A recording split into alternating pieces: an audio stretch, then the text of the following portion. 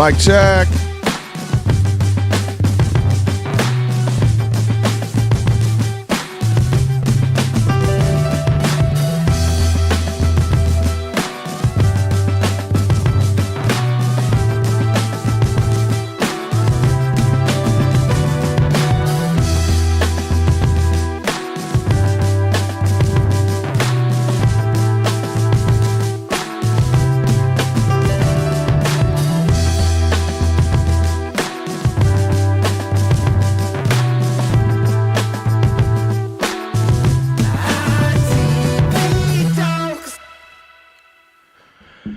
Hey, what's up, everybody? Good to see you. It's Tuesday, and we're Saudis now. We're not United States citizens anymore. We're just Saudis. So that's weird. Some weird shit going on, and I'll get to it here in a minute. Before or after we get through a couple sillier things. Where's my outline? There we go.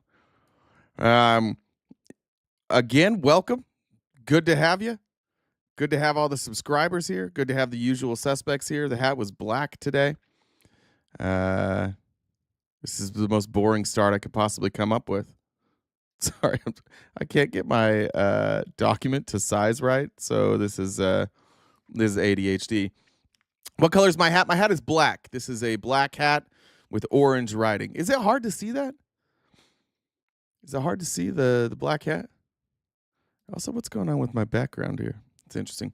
All right, let's it's literally what the actual fuck. Taco Tuesday. Oh, goddamn, it is Taco Tuesday. I'm gonna make some tacos tonight. I wanted to show you guys this to kick things off. This is only funny to me because of how afraid everybody is of Donald Trump. Just afraid to laugh at, like, this dude wears makeup. Like, he puts on orange makeup every single day, and we're not allowed to talk about it. Or at least they're not allowed to talk about it. I don't know why. That's a weird thing for somebody to do. I do think it's okay to talk about it. I don't know why Republicans refuse to joke about it. I just assume Trump is sensitive about it, and they all know that he's sensitive about it. But these students didn't give a fuck. Go ahead. Yeah, please. Say it again. That's, you know what? It's your perspective. They asked why is President Trump so orange? Go ahead. It's your perspective. You know what? Everybody's entitled to their own opinion. It's your perspective that he's orange. It's my perspective that he's perfect. His color is the color that everybody else should be. It is the perfect color. It is only your perception that he's orange. That's close. I don't know why we do this to this guy. I really don't. I think our politicians should be mocked. I think they should be ridiculed. I didn't care when people made fun of Joe Biden for being old. I thought it was a little bit funny when he fell off his bike. I think George Bush. There's a clip of George Bush getting there's an Eagles player talking shit to him. I thought that was funny. I don't know why we have to take this guy so seriously all the goddamn time. But just this response. That's your opinion. Why is President Trump so orange? Go ahead. So these kids asked why President Trump is so orange. Sorry. I just thought that was funny. Trump on his bribery tour, which we'll get to a little bit later today. I do just for the Sleepy Joe folks, I just want to show you Sleepy Don. Read a lot of the material now out of Saudi Arabia, and Mohammed bin Salman is saying we need a resolution on a Palestinian state. And I don't necessarily recall several years ago. We're going night. Come on, buddy. Keep them open. You got this. You got it. You got it. Oh. His position has changed. Or do you think the way he has expressed himself has that? He's so bored by just like his job. Like 90% of his job, he just fucking hates. He hates sitting there and listening to other people. That's just for the Sleepy Joe folks. Just in case you guys want to start doing Sleepy Don stuff. More Sleepy Joe stuff. I'm just showing you stuff that you would have gotten mad at. Here's Trump now with his daddies, the Saudis, going to the wrong desk. No, Donald, not the desk with our fucking flag that we're sitting at. Not our desk, Donald. This isn't your flag over here. Your desk is over there. Get over there, bud. Oh, okay. Oh, you mean this one with my flag and my aid and my document to sign? Not a big deal. I'm not going to make a big deal out of this. I'm just saying, if this was Joe Biden, this would be the lead. I mean, Jesse Waters would not let this go. This would be Jesse Waters would do a 30-minute segment on this. Also, what is that? A lavender tie? What are we doing? Look at Trump showing a little flair today. Lavender. Is there any significance to the color lavender for the Saudis? Let's look that up. Let's see. Does anybody know that's here?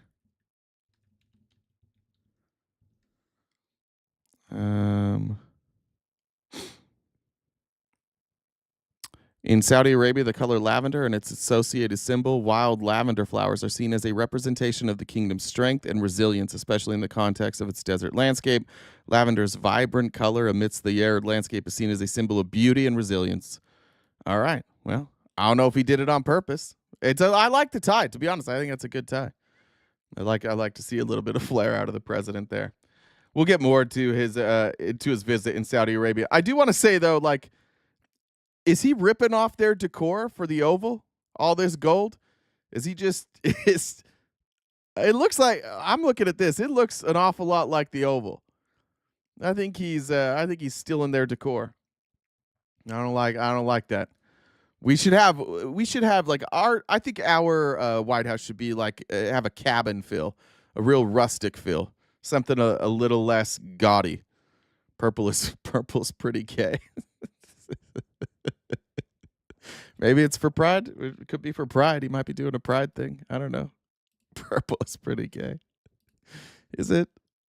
What is purple in the flag? I don't know. I if you want to, if we're honest, I couldn't tell you what each color in the LGBTQ flag stand for. I apologize for that.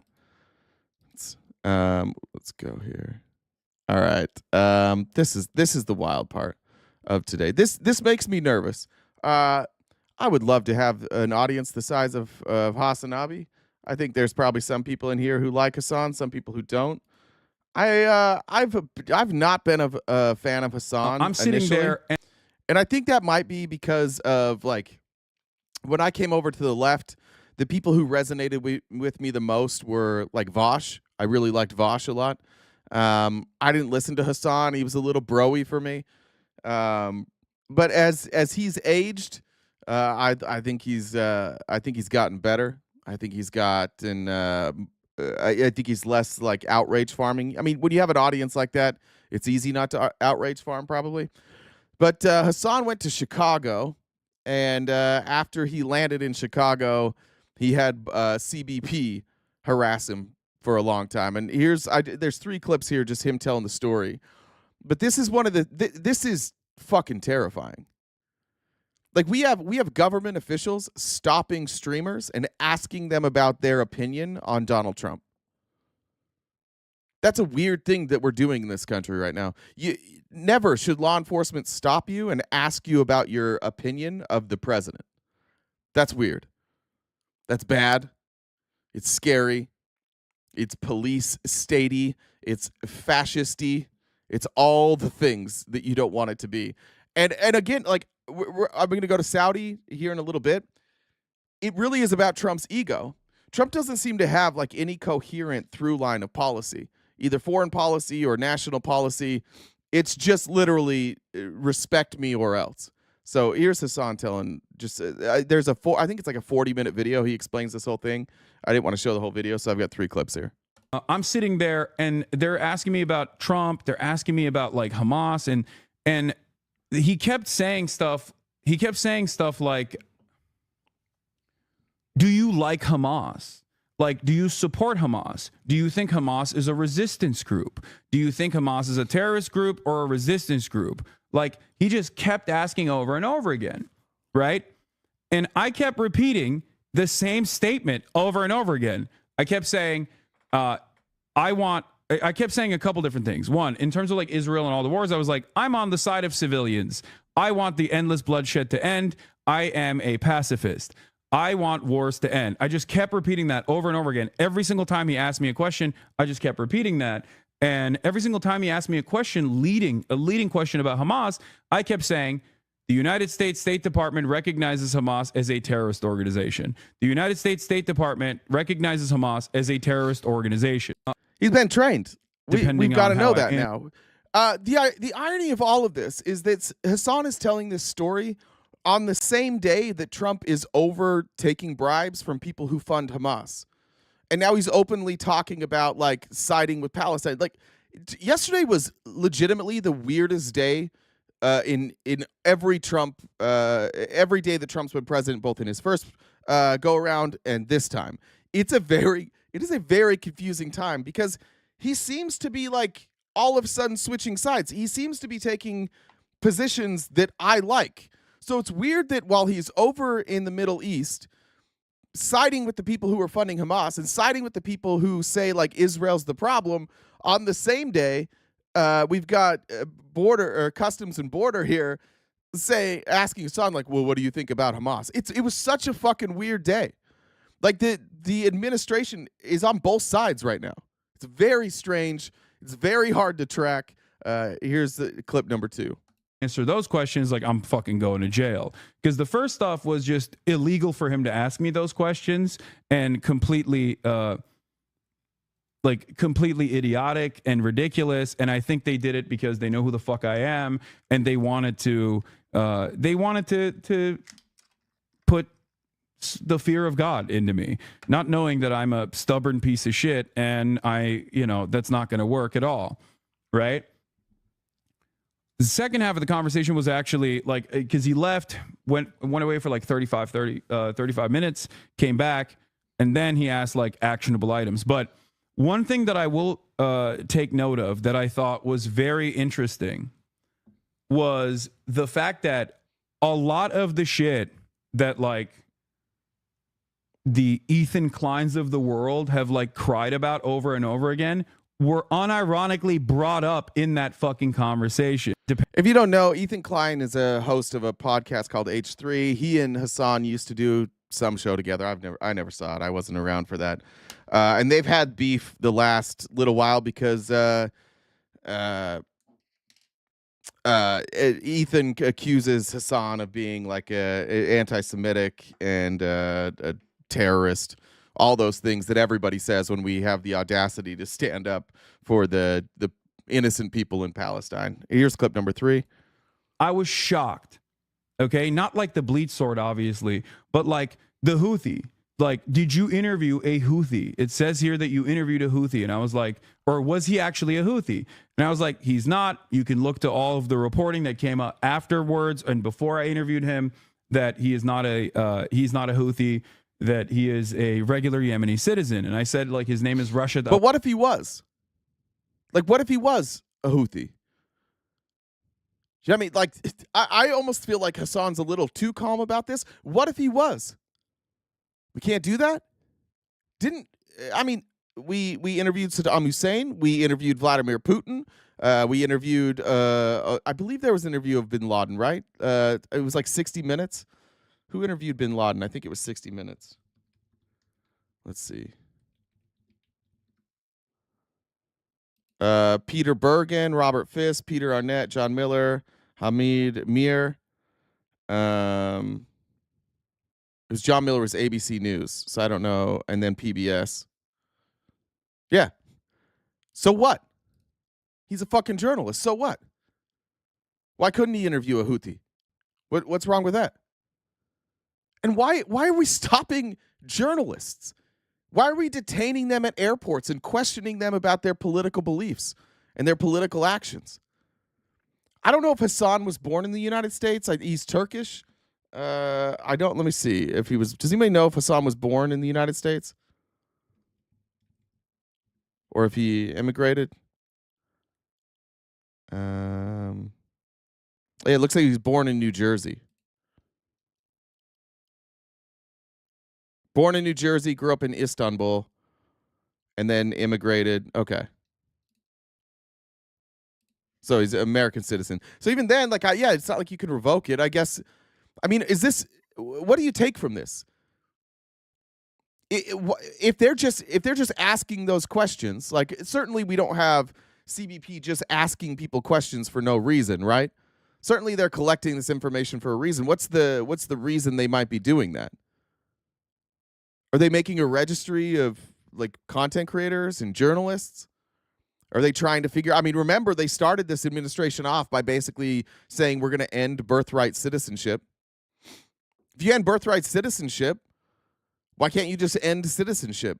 Why can't you just remove people who don't think like you? But again, on the same day that Trump is on the other side of the world, meeting with the people who support financially, emotionally, and strategically, they support Hamas and they support the Houthis. It's such a bizarre world we're living in where, like, here in America, you can't support them. But if you're the president, you can fly across the ocean, take gifts for them or from them, and literally say things like, oh, the things that I do for you guys. We're such great friends. This is a bizarro world. This is a strange time to be alive right now. Al-Haddad, he is not even a Shia. And the dude, luckily, again, Iraqi, went, oh, yeah, that's right. That's a Sunni last name. Al-Haddad is a Sunni last name. So he must not have been a Houthi. And the very fact that that was like a point of contention that could have fucking gotten me arrested is insane. And I genuinely, in that moment, was thinking like, these fucking dumbass slop tubers are actually playing with fucking fire. And I even thought, I don't know what a slop tuber is, so somebody's going to have to interpret that for me. But we're interrogating journalists for their journalism now. And we got Republicans here in the chat that are like, this is good. This is a good thing. Dude's not a journalist. He's a Twitch streamer. Yeah, he's a fucking journalist. He just sat down with AOC and Bernie Sanders. You try and get that meeting. You know how many journalists there are, like people who write in the newspaper who could never get the people that Hassan Piker gets? I love how you guys discredit that. Hassan Piker is one of the most prominent journalists in the world. Everybody, like, people know who this guy is. You want to demean it, and that's what you're doing. Like, oh, we don't care about Hassan. Let me know when it's somebody else. How about let's just say that Hassan's a dog shit streamer. Let's just say he's the size of me, and he gets detained. It's fine because he's not that popular. Let's just say he wasn't popular. I don't get what the fuck you guys are all about. I really don't get what the fuck you guys are all about right now. It sure as shit isn't freedom. It sure as shit isn't First Amendment. What do you stand for? And if you stand for all the shit that you're saying in the chat right now, it's going to be a long fucking day for you because you're going to find out that your president is turning against every last one of you. Every one of you who thinks that if you are a supporter of Hamas or the Houthis, that you should be removed from this country, I got news for you. It sounds an awful lot like your president is on that side now. Sounds an awful lot like your president's over here with us saying, you know what, maybe Israel's not that great. Maybe Zionism isn't that great. So when we get to the end of this show, those of you that are here, when we get to the meat of it and we start talking about what Trump's doing, keep that same energy. Don't change. When we get to that part, don't all of a sudden start backtracking and be like, oh, well, isn't this what you want? No, I need to keep that same energy all the way through. If Hassan is bad, you're going to hate the people that Trump is friends with right now. You're not going to like it at all. All right. This is pretty wild. There was that arrest in Dalton, Georgia. Ximena Arias Cristobal, who came to the United States when she was 4. Now they're saying the Dalton Police Department and prosecuting attorney of the city of Dalton have dismissed the charges against Ximena Arias Cristobal of making an improper turn and driving without a valid license. After a review of the dash cam video of the traffic stop, it was determined that Ms. Arias Cristobal's vehicle appeared similar to the offending vehicle, but was not the vehicle that made an improper turn. I'm calling bullshit.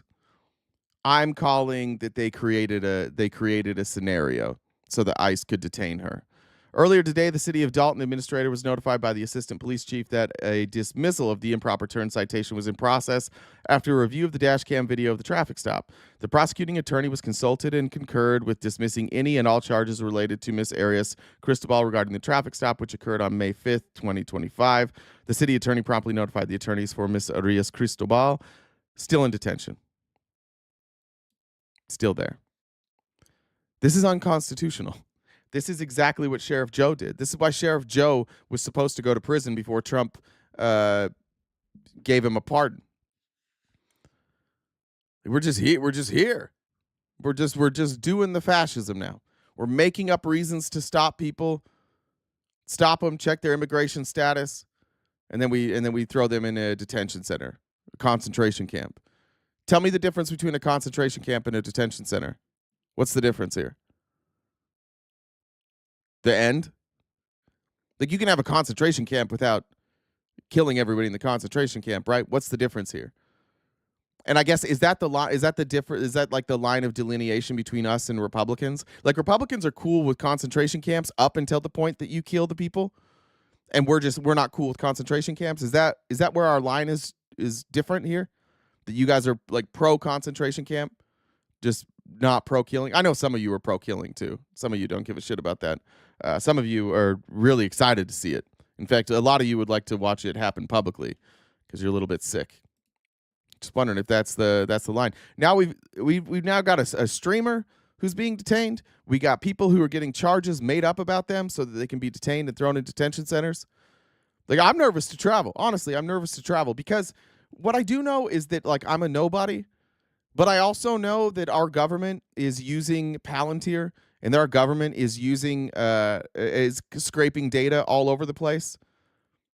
I know that there will be transcripts. There's transcripts of what I say. They exist. Like, I am a bit nervous to fly, and I'm certainly nervous to fly into red states. I don't know what happens. If you can get stopped and detained, what happens when somebody's not prepared, like Hassan? That's just like, fuck you. Yeah, I do like Hamas. What if you do? What if you just find somebody who's like, yeah, I do like Hamas. I do think I like them better than Israel. Then what? What's going to happen to that person? Does that person go to jail? Does that person get detained? Is that person labeled a terrorist? Do they use the remnants of the Patriot Act? The stuff that has been kept in place after the Patriot Act was removed? Do they just use that and detain people? Does Trump start calling people who he doesn't like domestic terrorists and locking them up? And if he does, will any of you stand up? I don't think a lot of you will. It was interesting. I saw a Republican Live last night where this was kind of like you were seeing a line specifically about like children and ripping children away from their parents. There seems to be a division. There are the Republicans, and I'll say usually the men, who are like, fuck them kids. And then there are people who have hearts and who have feelings and who look at things as they are, not through the lens of like what benefits Trump. And they look at that and they go, that's sick. It's a weird time to be alive. Just a reminder, we're crowdfunded here. So if you do want me to read any of your super chats or Cash Apps or Venmos, PayPal, those links are all below me. We do rely on your generosity. And now might be a good time, Jen, for you to do your announcements after I did half of them. Are you here, Jen?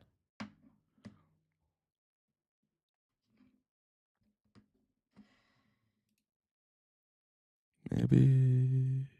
There Yeah, she I'm is. here. Sorry. Hey, you're good. Mute. That's always.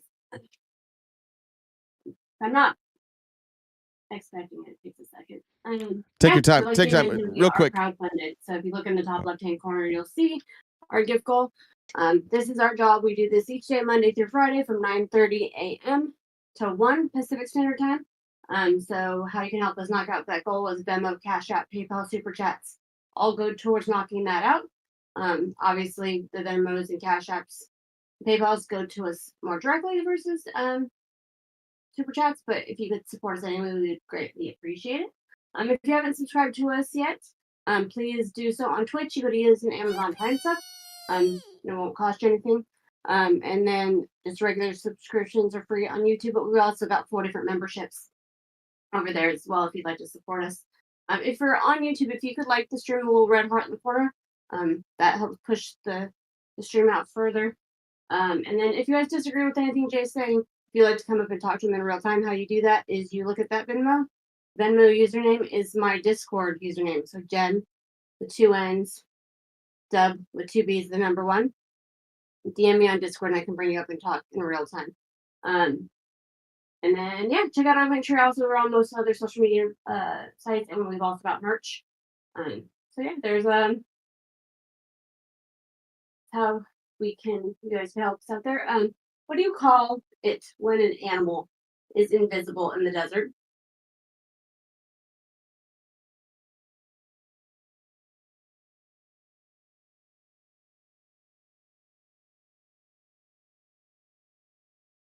You're muted. Oh shit! Sorry. Camouflage. Well, what did you say?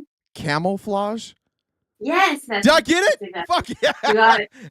You got it. There we go. All right, so now I can't Man. let you get one right. So let's try this. What kind of sandwich do you eat on the floor? I don't know. Bologna. That's so stupid. You gotta go. Next chat. It was stupid, but it's funny. Bologna Hold is on. so good. If you guys are in the chat and if you're screaming in all caps, you're gonna get timed out. Any isms, all caps, slurs are gonna get timed out. FYI. There we go. All right. Let's see. There was a couple chats that came in here. Sully said, "I just want to let Jen know how much we appreciate her. Her kindness and empathy is unmatched. We all love you." Sully, sorry about your boy last night. Sorry about Jason Tatum. I actually was looking for my Jason Tatum hat this morning to wear for you, but I couldn't find it. Brian said, "Trump is my God. Allow him to make the world obey." My bad, Brian. I'll get out of the way of your God. That's on me. I apologize.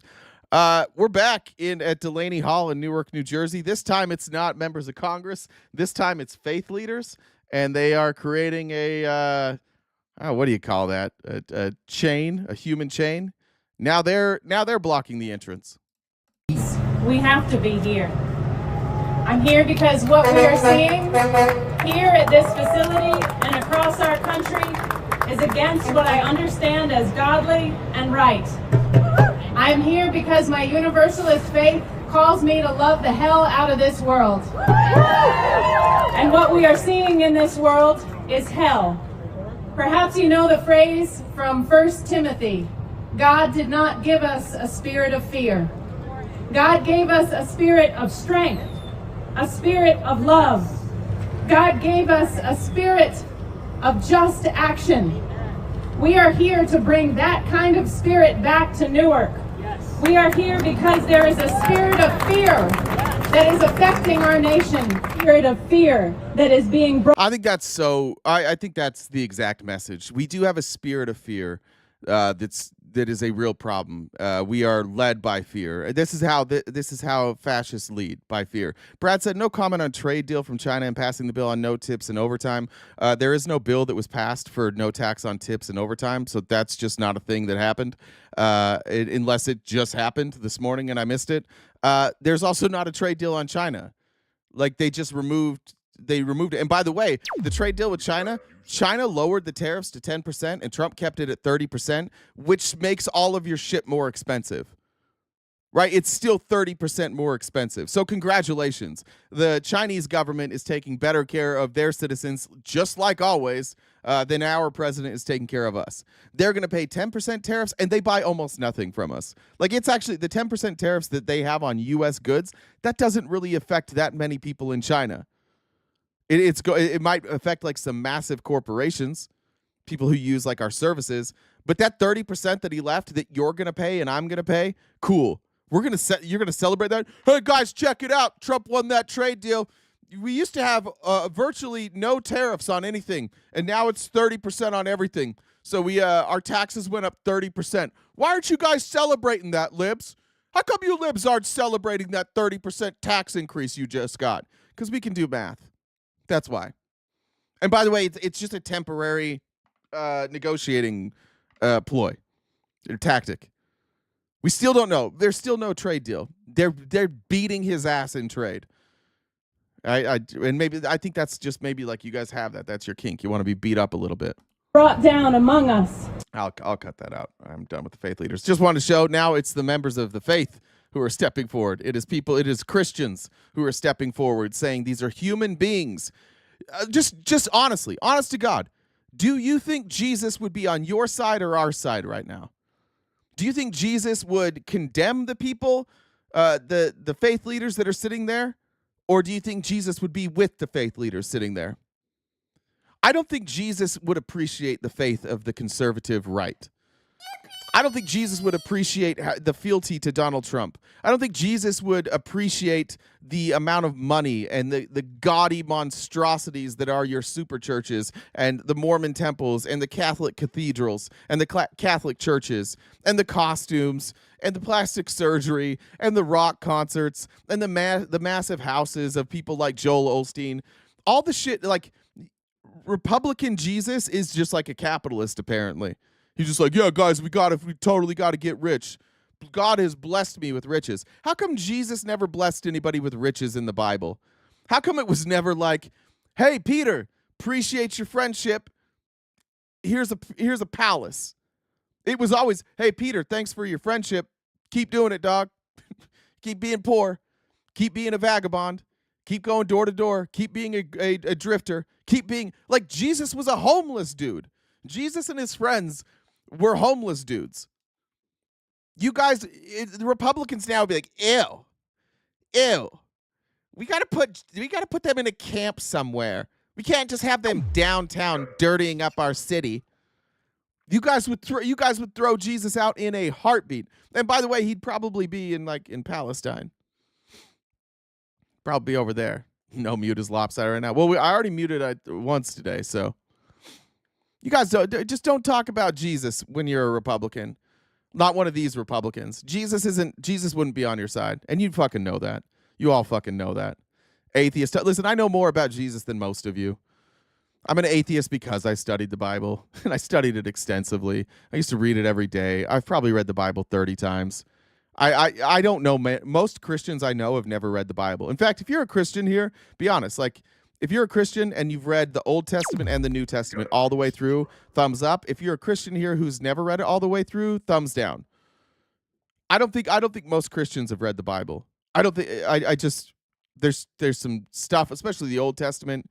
It's really confusing. By the way, if you disagree with me, you can come on up. Jen told you how you can come up. You're welcome to talk to me about any of that. Brian said, don't order from China, buy American, helps America. No, I don't care about helping America. I'm going to buy things that I want to buy. I'm a big proponent of global trade. Now, if I can get something locally here for somebody that I care about, sure. But what am I going to do? You want me to order my cell phone from America? I don't care about. I don't know why we care about that so much. Why it's so important. That's just manipulation. Buy American. You got to buy American. Why?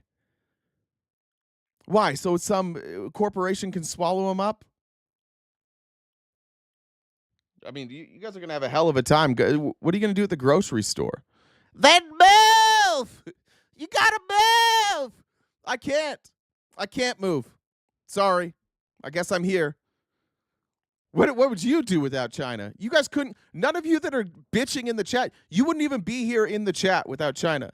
Whatever device you're on wouldn't exist without China. I don't think you. I mean, maybe that's for the best. Maybe this many people complaining's for the best. FOD says we know Jesus would be locked the fuck up right now. Fuck Donald Trump. Thank you. All right. Governor DeSantis, this is cool, dude. Florida's so cool. Florida, I love Florida. It's such a cool place. It's such a cool governor. He's just like, hey, remember that thing that the Constitution's already ruled unconstitutional? The exact thing that Sheriff Joe did? Let's try that again. Now that it's Trump in charge, let's try it again. Republican Governor Ron DeSantis has announced that the Florida Highway Patrol can conduct immigration operations independent of the Trump administration. DeSantis, alongside FHP officers and federal agents in Tampa on Monday, touted the program as the nation's first of its kind. Nope, we did it. We did it in Arizona. It's not the first of its kind. It's been done. This exact thing is what they did in Arizona, and the courts ruled it unconstitutional, and that's why Joe Arpaio is a convicted felon. What we now have with the FHP is that they can conduct immigration operations wholly independent of the federal government, and there's no one else in the country where they're doing that. Yeah, because you can't do that. That's not your role. We have a constitution that strictly lays out the powers. You can't take your state police and turn them into immigration officers. That's a role of the federal government. Where's this separation of church and, state and federal? Church and state. We don't believe in that anymore. Where's that line of delineation there?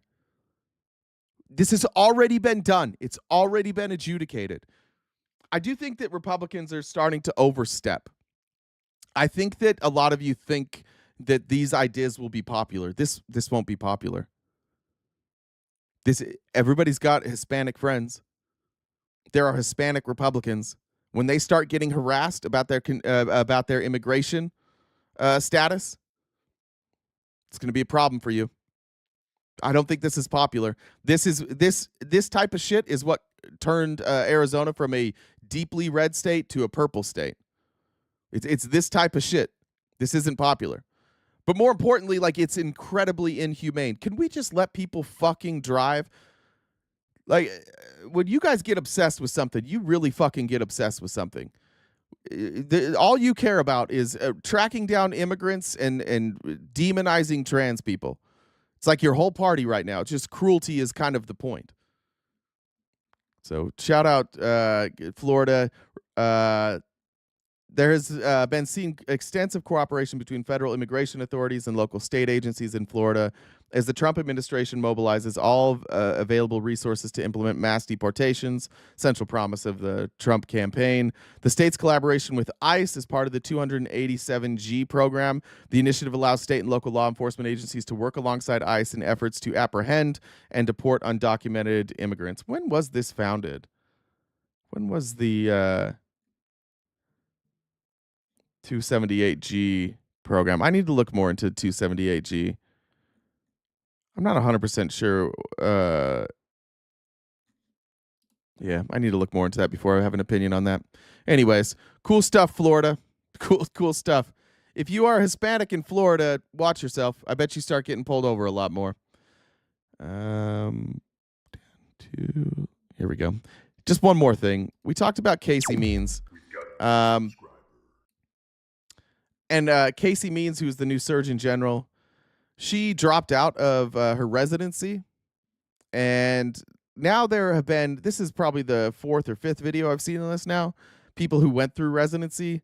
They are telling a different story than Casey Means is telling. Casey Means claims that this was like this altruistic, like, I really care about the people. I've done my residency now. This is all a scam. So I'm gonna go start selling supplements online instead. A lot of the people who have gone through surgical residency are saying something different. This is a TikTok user, Dr. Z Mead. I don't know who that is, but here was their take. This makes everything make way more sense. If you know anything about ACGME and residency, then you know leaving a residency is crazy. No one does it. And to do it a few months before you finish, no one would do that. Not even for altruistic reasons like she claims. But now we have receipts that show that she didn't leave to go further her wellness career. It appears that she left because there were issues during residency. Uh-oh. As all too common, residency is so stressful. It's so terrible. It's awful. And I don't blame anyone for leaving. And frankly, though, this just makes the picture make more sense. Seems like she left because of other issues going on, and then she pivoted to be a wellness influencer. It wasn't she left because she was disillusioned by America's healthcare system and she wanted to go change the world. At least that's what these receipts are suggesting. So you can go read that yourself. That was from the LA Times. Seems to check out. Be wary of people who say they are doing everything for like altruistic reasons, especially if they're profiting off of those things. Like, for example, if you were to say, I have like 15 degrees. I graduated high school when I was 16. I graduated college when I was 19 with advanced with bachelor's of business. And then I ran like an auto dealership, and then I was a fireman, and I'm a member of Mensa. I'm a genius, shit like that. And then they say that they quit all that stuff because they wanted to be an organizer. They wanted to do something for the people, but they're monetizing that. I just be careful about that. I would be very careful about people who claim that they're doing things for altruistic reasons and making millions of dollars. Fuck you guys for saying muted. Fuck you, Eb Scott. I'd be wary about that. Every one of these people that has come on with RFK, they're multimillionaires selling supplements. They're multimillionaires advertising against Big Pharma. I don't have a problem with somebody criticizing Big Pharma, and I don't think you guys have a problem with anybody criticizing Big Pharma. I think that like 100% of the chat and then me, we all agree that Big Pharma is a problem. But you don't cure the problem by bringing in other biased people who just want to sell their supplements instead of Big Pharma, and then you're not sure where the truth is coming from. You're not sure where the middle is. And the middle is honestly always the scientists. And this is the brilliance of this anti-vax movement, this anti-science movement, is what they do is you guys have gone after like Dr. Fauci, you've gone after the scientists, and you're like, they're just lying to you because of the money that they get. No, they are incentivized to tell the truth. They are incentivized to find new answers, new cures. They're incentivized to eradicate disease. Who is not incentivized to eradicate disease are the people that running the pharmaceutical companies, the ones that aren't doing the research, the ones that aren't discovering new things, the ones that shelve cures, the ones that shelve new studies that might prove that a particular drug does a particular thing. We're always pointing at like the wrong people. The grifters are the pharmaceutical companies and the supplement people. Those are the two that we shouldn't trust. And we now have the pharmaceutical company on one side and the grifters on the other that are in the government. So we've got a grifty government versus a grifty pharmaceutical, and we have all these scientists in the middle who we should be listening to, and somehow these grifters have convinced you not to listen to the scientists anymore, but to listen to them instead, because they did it for the good reasons. Right? RFK did this for good reasons. Casey and Callie Means must have done this for good reasons. Dr. Oz must do this for good reasons. It couldn't possibly be the millions of dollars that they're making in supplements and in podcasts and in ad revenue. And in books and in recipe books. It couldn't possibly be all that, right? Like, this is just all out of the goodness of their heart. They're just giving you information to help you. Why don't they go into practice? If you're that kind of doctor, why wouldn't you go into practice and then give all your information away for free? Why wouldn't you actually help people? Why wouldn't you actually run diagnostics? Why wouldn't you actually find patients and track disease? Why wouldn't you do that? It's not that lucrative. And maybe you didn't finish your residency, so you can't do that. So your only option now is just, we're going to do podcasts and we're going to sell millions of dollars worth of supplements and ads, and then just tell you that it's really Big Pharma that's the problem. Brian said, ICE deported my plug. Now I have an extra $1,200. Yeah, but that sucks, though, right? Wouldn't you rather not have that $1,200 and be happier? Appreciate that. Yeah, just a reminder, if somebody wants to debate anything I'm saying, you're welcome to come up. You just message Jen on Discord. All right, let's get to it. Trump went to the Middle East. The significance of this, I think, is overstated, at least as far as I can tell. The White House Correspondents Association put out this post. For the first time since the White House press corps started traveling with American presidents abroad, no wire service reporter is aboard Air Force One today. As the president travels across the ocean for high-stakes meetings in the Middle East, the White House has decided not to include any wire reporter on the presidential aircraft. Now, wire reporter is just like a court reporter. They're giving you a play-by-play of how the day is going. And generally, that's somebody from like Reuters or AP, and that information is getting disseminated, and it tells you what Trump's doing play-by-play. I don't know why the White House would remove them, to be honest. I can't really figure out why this is even happening. I don't know why you would want to undo the play-by-play unless maybe there's some activity happening on that plane that you don't want people to know about, and I'll get to that in a minute. The White House pool was created to be representative of the different types of media outlets that serve different readers. Leaving out the wires is a disservice to Americans who need news about their president, especially on foreign trips where anything could happen and the consequences can impact the entire world. If you've read or watched the news, you've relied on words written and transmitted immediately by wire reporters from the AP, Bloomberg, or Reuters. Their reports are distributed quickly. I already covered that. The WCA is disturbed by this new restriction on who can cover the White House and continued retaliation for independent editorial decisions. The White House Correspondents Association is advocating for the wire service journalists to return to their seats on Air Force One, where they have reliably covered every president for decades, not for us, but for the millions of Americans who depend on their reporting every day.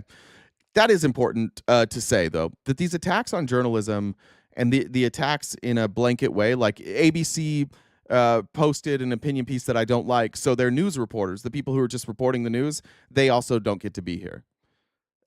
Maybe the problem is that we allow news organizations to have opinion writers and opinion hosts. Maybe that's a problem. Maybe that's how we solve this. But I don't like the fact that if you say something bad about Trump, you lose your ability to report on him. And I don't think you guys should like that either. I don't think that's something that if it was reversed that you would like. I don't think we want less transparency in our government. Remember, this is like the transparent president. That's one of his claims to fame, is he's the most transparent. He's being very not transparent. Maybe the reason, though, that they pulled the White House or they pulled the Wire Squad is because here's the list of people that went with him. I don't know if you guys can see this. If you can't, I'll just read it to you. For some reason, going over to the Middle East, the envoy of people that we took needed to include Elon Musk, which is ironically spelled incorrectly with two L's, unless that's Elon. I don't know who Elon is. First Lady Elon Musk.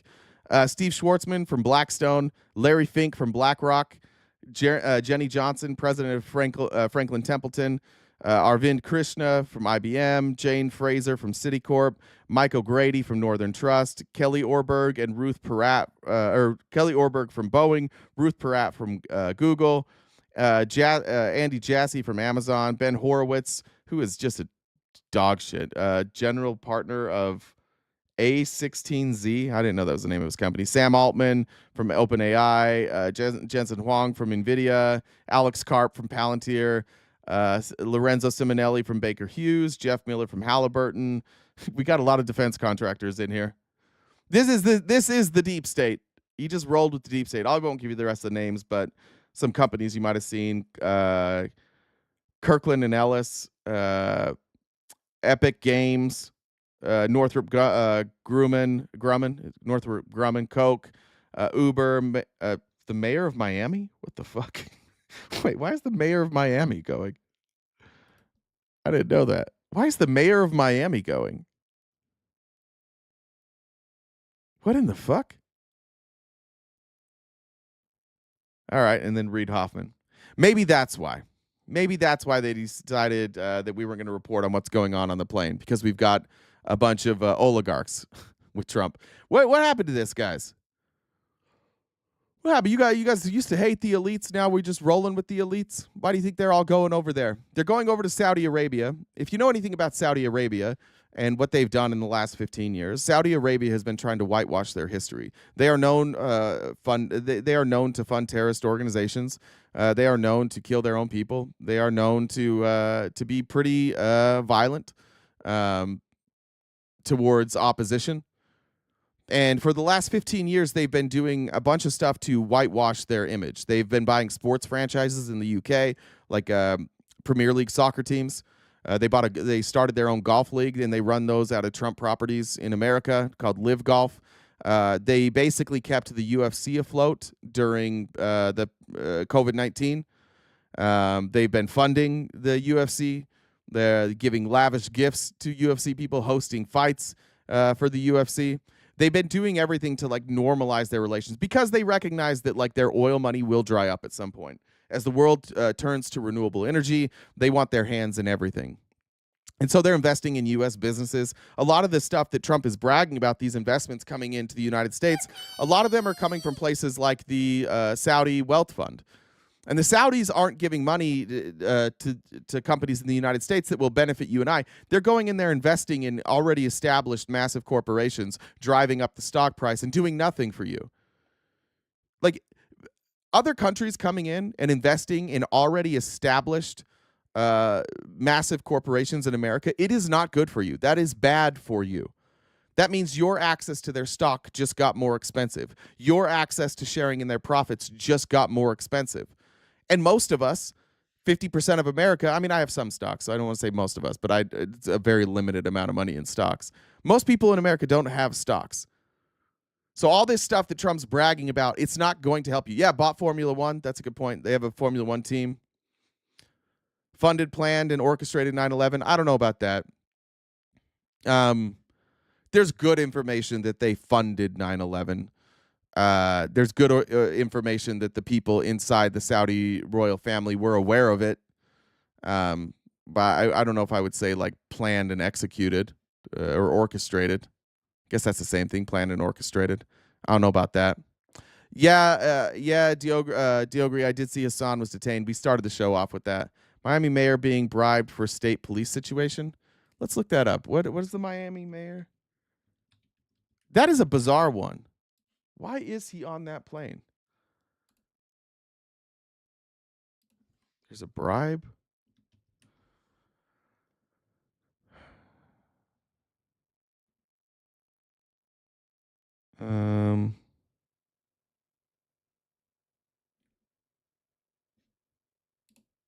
Is this it? Miami Mayor Francis Suarez is at the center of controversy again over new allegations that he's using his official position for personal gain. Oh, well, that's why he's friends with Trump. He loves that shit. Mayor finds himself under scrutiny following reports by the Miami Herald that his alleged involvement in pushing for a no-bid contract with potential personal benefits. What is this? And link's not going to take me there. The mayor highlighted what he called government transparency, Magic City, but shortly after, Mayor Suarez is there. There's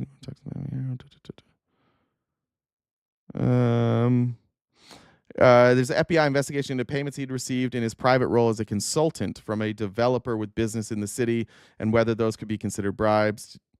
Okay. So basically the same thing Clinton got, like they tried to impeach Clinton for before they impeached Clinton for lying about getting a blowjob. All right. Got it. Chuck says, fight the fight. Fascism corrodes the republic. Trump diddles kids on these planes. This is known. Jesus Christ. The right hates civic republicanism and civic virtue. Thank you, Chuck. Appreciate that. I'm probably not going to agree with one of those statements without evidence, but I hear you. I hear you there. All right. Okay, I clicked on that one. Jen sent this to me actually before the show, right when I was reading this, and I don't know if you remember this. I don't know if you remember this guy. I'm just calling him like the oligarch babysitter.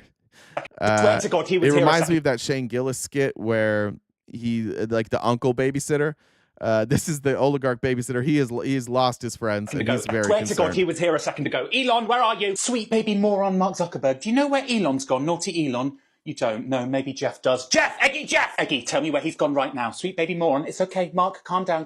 Where is he? Eggy, Jeff? I don't care if he told you not to say. I will crush you. Tell me now. I don't believe it. He's in Riyadh with Mohammed bin Salman. For God's sake! This is crazy. I mean, I thought he'd fallen out with Daddy Donald. I mean, Donald. Yeah, look at him. Absolutely nothing going on behind those eyes. He doesn't even know what he's shaking his head at. He's not listening at all. That's exactly what he does when I'm telling him off. He's like that. He's like computing or something. What kind of conversation is the Saudi prince having with Elon right now, really? If you get a secret recording of that handshake, I tell you, it would be so cringe. Have you guys ever seen a sperm whale? I'm trying to make one out of brains and cream. No. I'm not going to accept responsibility for this one. How was I meant to know that the king of free speech was going to hotfoot it all the way to Riyadh to shake hands with a man who persecutes people for posting on X? He's a hypocrite and he's a naughty boy. He's pretty good. Sorry, I know Mag won't all enjoy that. Just a reminder that Donald Trump, if Donald Trump ever says something publicly, there's like a 70% chance that he has publicly said the exact opposite. While he's in Qatar extolling the virtues of the Qatari government, just remember in 2017 he said this. The nation of Qatar, unfortunately, has historically been a funder of terrorism at a very high level. And in the wake of that conference, nations came together and spoke to me about confronting Qatar over its behavior. So we had a decision to make. Hey, John Rambo, Trump's not in the room with us today. Your praise and worship, where you're thanking Trump, who's not here, is a weird thing. That's a weird thing that you're doing right now. I want everybody in the YouTube chat to go look at John Rambo. And I want you just to remind John, that's fucking weird, man.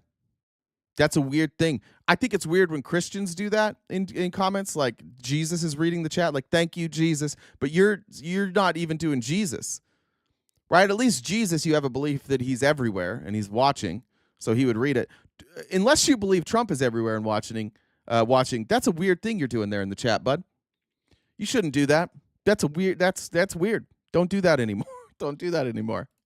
I do want to point out here, just as I stopped, Trump is reading this, and I have a sneaking suspicion that what he's reading is AIPAC-funded bullshit, because everything he reads is something somebody else wrote. You know who doesn't like Qatar, and we'll get to this later, is AIPAC. AIPAC doesn't want to AIPAC says that the Houthis and Hamas are terrorist groups, but Israel, they're good, right? And the other way around, Qatar's going to say the same thing. But this is early Trump, chunkier Trump. This is him reading something probably from AIPAC. This is the first in 2017, Trump's first go around, where it was like he immediately just became deep state. He immediately just adopted like Bush's foreign policy, just immediately when he got there. And now that he's finding out that the other side, the Qataris, the ones that are anti-Israel a little bit, they also give really good gifts. They have great gift bags. And they're far more willing to dump money into your organization to get you to side with them. And that's why we see him over there just licking balls in the Middle East. But again, here was him in 2017 sounding very different than how he sounds today. So we had a decision to make. Do we take the easy road, or do we finally take a hard but necessary action? We have to stop the funding of terrorism. I decided, along with Secretary of State Rex Tillerson, our great generals and military people, the time had come to call. I mean, now he calls Rex Tillerson an idiot, right? At the time, he was great, incredible. He even wrote this statement for me. Now he's stupid. On Qatar to end its funding. They have to end that funding. The nation of Qatar. John, I'm not triggered by what you said. I was trying to help you, bud. You can keep saying it. You can keep praying to Trump in the chat. I was just trying to help you. It was weird. It was a weird thing that you did. And I thought maybe you would, a friend to friend, like I would want my friends to tell me if I'm doing something weird. All right, so there's Trump in 2017 saying we got to fight back against these motherfuckers. And then here's Trump in January of this year. And this should have been, this is the hard part about covering this guy is he always tells you before what he's going to do. It's not in like certain terms, but here he is in January, and we should have known this was coming in January. A lot of us did, by the way. I want to shout out my research team, who I haven't worked with in a while because we've been covering this shit. But we knew this in January. We knew Trump's plan. We did a whole show. You can go back. I think it's called like American Oligarchy. I think it was 2 or 3 parts that I did. And we go through Trump's connections through the Middle East. I think it's probably the best. I think it's probably the best lives that I've ever done as far as research goes. And you'll see that we knew beforehand about these projects. We knew who was involved in these projects. We knew their plan for Palestine. We know their plan for Qatar, for the UAE, for Saudi Arabia. We brought up these projects that they're talking about now. We brought up that they're bribing him. We brought up that they will continue to bribe him. We did know this was coming. And I think that you should go look at the people who predicted that Trump was going to do this, and maybe you start taking those people a little more seriously. Because one thing Trump is not is capable of not opening his big fucking mouth. That's why we listen to everything that he says. Trump gets bits and pieces throughout the day, but he's not calculated. So every once in a while, Trump just says something that his team's like, fuck, we weren't supposed to talk about that. This was one of those times. That Saudi Arabia will be investing at least $600 billion in America, but I'll be asking the Crown Prince, who's a fantastic guy, to round it out to around $1 trillion. I think they'll do that because we've been very good to them. Yeah. Where's that money going? We know $2 billion of it went to his son-in-law. We're going to talk about this right now. Republicans, it's uncomfortable, but is it not interesting that he's like meeting with the people on the other side? Now he's suddenly saying like, Israel, you got to watch it. I'm happy with what Trump is doing, by the way. I am happy with what Trump is saying right now regarding the conflict in Israel and Palestine. Now, I do think he's playing both sides. I think he's stuck with Israel long enough for them to basically obliterate Palestine. And now he's going to the other side and he's been like, yeah, we probably should end this. And then he's going to do what he told everybody he's going to do. He's just going to take it over. He's just going to get Palestine for himself. I do think that for one of the very first times, I think Trump is actually winning. I don't think he's getting played. For the first time as with Trump as president, he's playing other people and it's working. He's got both sides of this conflict now. He got what he wanted done in Palestine. Now he's going to go to the folks and he's going to say, pay me a bunch of money and I'll end this. And then they will. And then he's going to get Palestine. And then you guys that voted for him, you're not going to get shit. You're just like, yay, Trump got richer. This is terrific. He donated his salary. I want to show you this. This is from 2019. Pull this up. Here's an announcement from 2019 of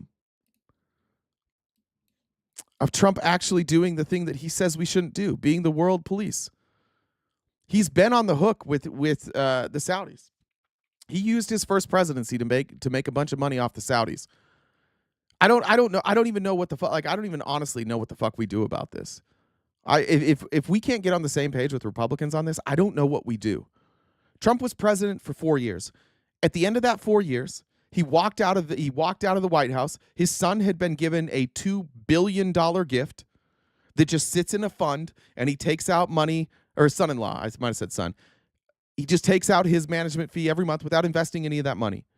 And then the Saudis, they came over here and they started paying Trump millions and millions of dollars to run golf tournaments at his properties. And then they struck up agreements with him.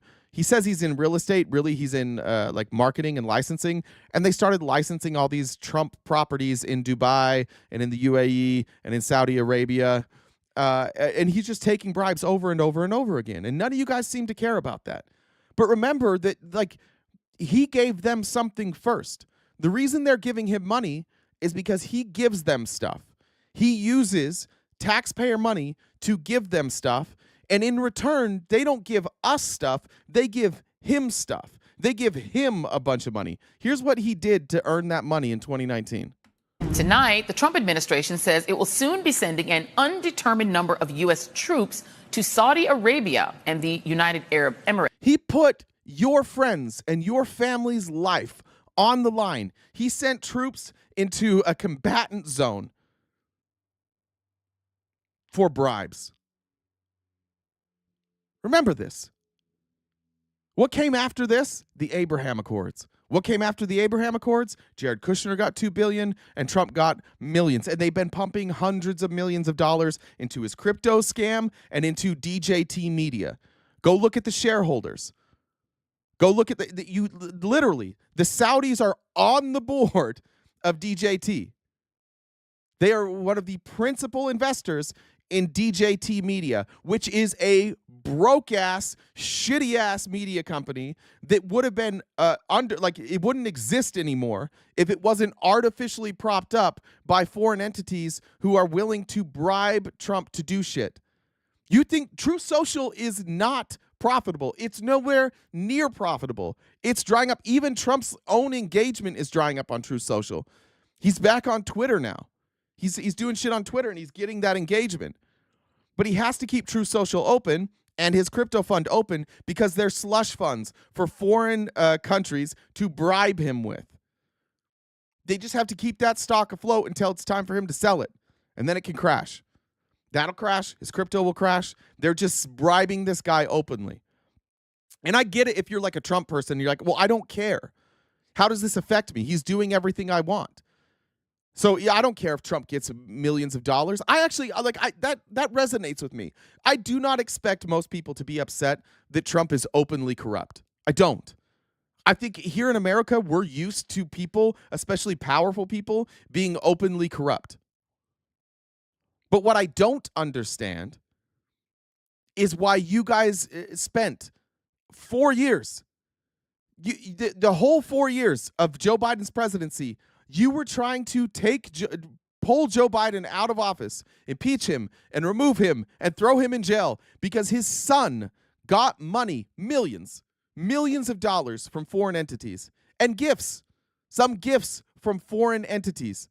And you wanted Joe Biden to lose his presidency over that. What Hunter Biden got was 1/1,000th of what the Trump family has gotten in foreign bribes. And you couldn't even prove that Hunters were bribes. You couldn't even prove that. But let's just take it at face value. How did you switch? You couldn't. The main difference is you can tie money directly to Donald Trump in foreign bribes. It ties directly to him.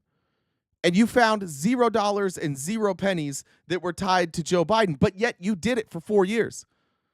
And this is where we're different. And I don't mean this is where we're different, right and left, Democrat and Republican. I'm saying this is where I'm different. This is what leaves me in politics, and this is what caused me to leave the Republican Party, and this is what would cause me to leave if I ever joined the Democrat Party. This is what would cause me to leave them. Like, I'm not going to pretend that I had a different view 4 years ago. I'm not going to pretend I care about corruption then, but I don't care about it now. We openly called for people to investigate Hunter Biden. Not one time did I ever say, shut down the investigation into Hunter Biden or Joe Biden. I wanted that investigation to go.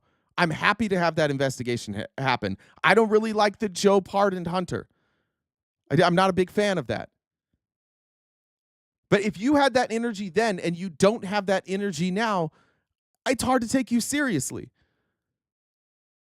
And your accusation is, to me, is like, oh, well, you didn't care with Joe Biden. Yeah, I did. It's recorded. You can watch it. Didn't have a lot of views because nobody cared. But you can go back and watch it. We have the replays available. I want you guys to be consistent for me to take you seriously. If you're in here today talking about Joe Biden, or if you're in here today pretending like this is no big deal, I'm not going to take you seriously. It is a big deal. I understand that this is not the first time a politician has been bribed, but we had Gold Bar Bob Menendez. He took gold bars. And not only did we run him out of the party, he's now in prison. Trump's taking airplanes, he's taking cash gifts, he's taking bribes, he's taking cars, anything. He's openly taking bribes, and you guys won't care.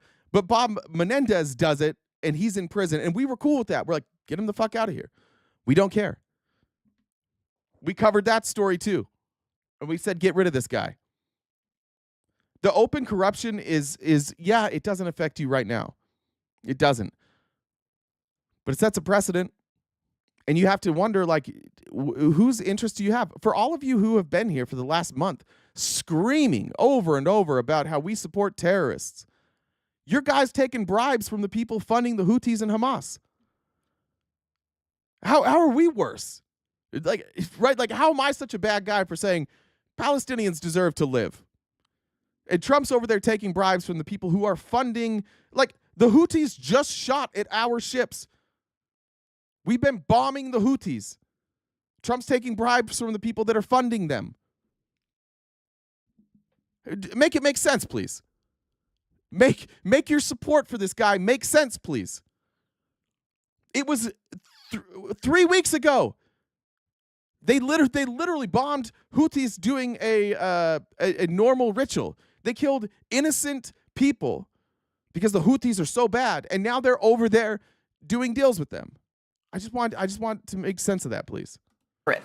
following cruise missile attacks last week. Sorry, once again, I rambled there, but this was 2019. So here's what Trump did to get his bribes in 2019. He sent U.S. soldiers to Saudi Arabia.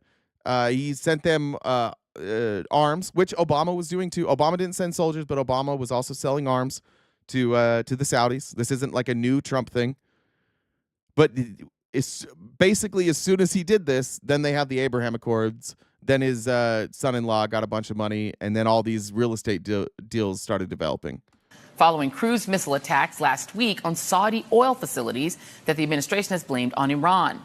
Tonight's announcement was made at a joint press conference by Secretary of Defense Mark Esper and the chairman of the Joint Chiefs of Staff, Mark Dunford.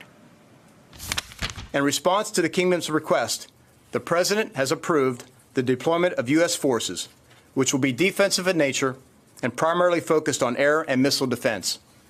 We will also work to accelerate the delivery of military equipment to the Kingdom of Saudi Arabia and the UAE to enhance their ability to defend themselves.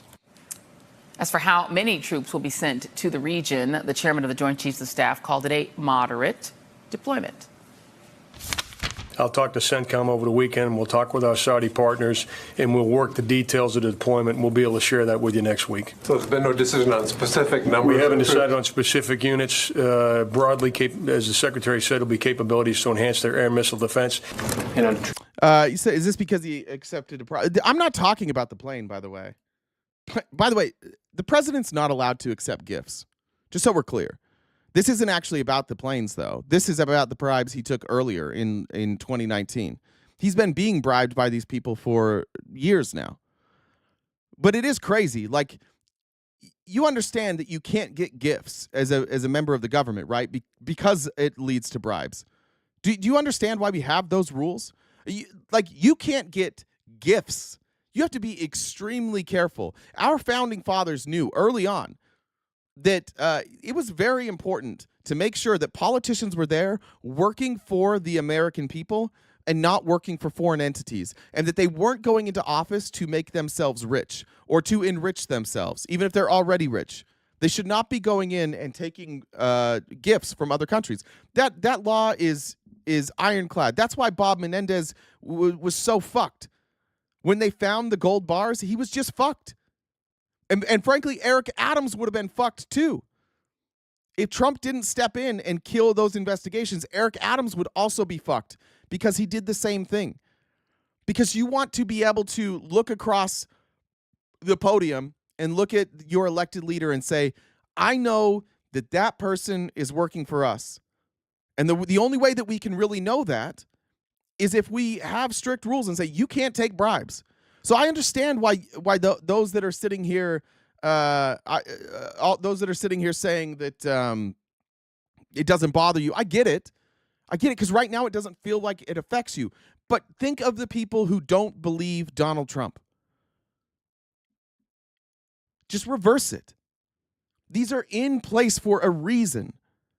And the reason is we need to be able to trust our politicians. This is just further eroding it. I don't know why we can't agree on this. We agree. Somebody said to talk about Pelosi. Fuck Nancy Pelosi. I want Nancy Pelosi out of office. I agree. Nancy Pelosi trades on insider information. Marjorie Taylor Greene consistently trades on insider information. Republicans and Democrats in the House and the Senate consistently trade on misinformation. Why the fuck can't we say that and this? How come every time we point out Trump's corruption, you're obsessed with the other stuff? You never want to admit that what he's doing is corrupt. When I grew up in a cult and we would see stuff like this, like I remember the first awareness I had really of politics and as a divide in this country, there were two events that I remember very well as a child. The first was the impeachment of Bill Clinton. I'm going to say that was, 93, 94, something like that. And I remember everybody in my life talking about how Bill Clinton was literally the world's worst person, not because of the land deal that he initially was investigated for. Nobody even knows about that. But because he cheated on his wife with Monica Lewinsky, and then he lied about it. So he was the world's worst person. And those same people, it was all they would talk about. Those same exact people don't care that Trump did it. The other one was the O.J. Simpson trial. And that one was, the thing I remember about that is from the start of the trial till the end of the trial. I remember watching O.J. Simpson driving down the freeway. I remember leading up to that. Everybody in my life had already determined that O.J. was guilty, which, let's be fair, he probably was. He probably should have been convicted. He had really, really good lawyers, and L.A. didn't have the greatest lawyers. He probably should have been convicted. In fact, I'll say he should have been convicted. But this is why people are so fucking tired of American politics, because we can't just call balls and strikes. Nancy Pelosi, bad. Donald Trump, bad. Don't take fucking bribes. Don't be corrupt. But if you are the type of person who only cares about corruption when it is on your side of the aisle, then you don't care about corruption. You're just playing the game. You're just here as a team sport. I'm not really interested in a team sport.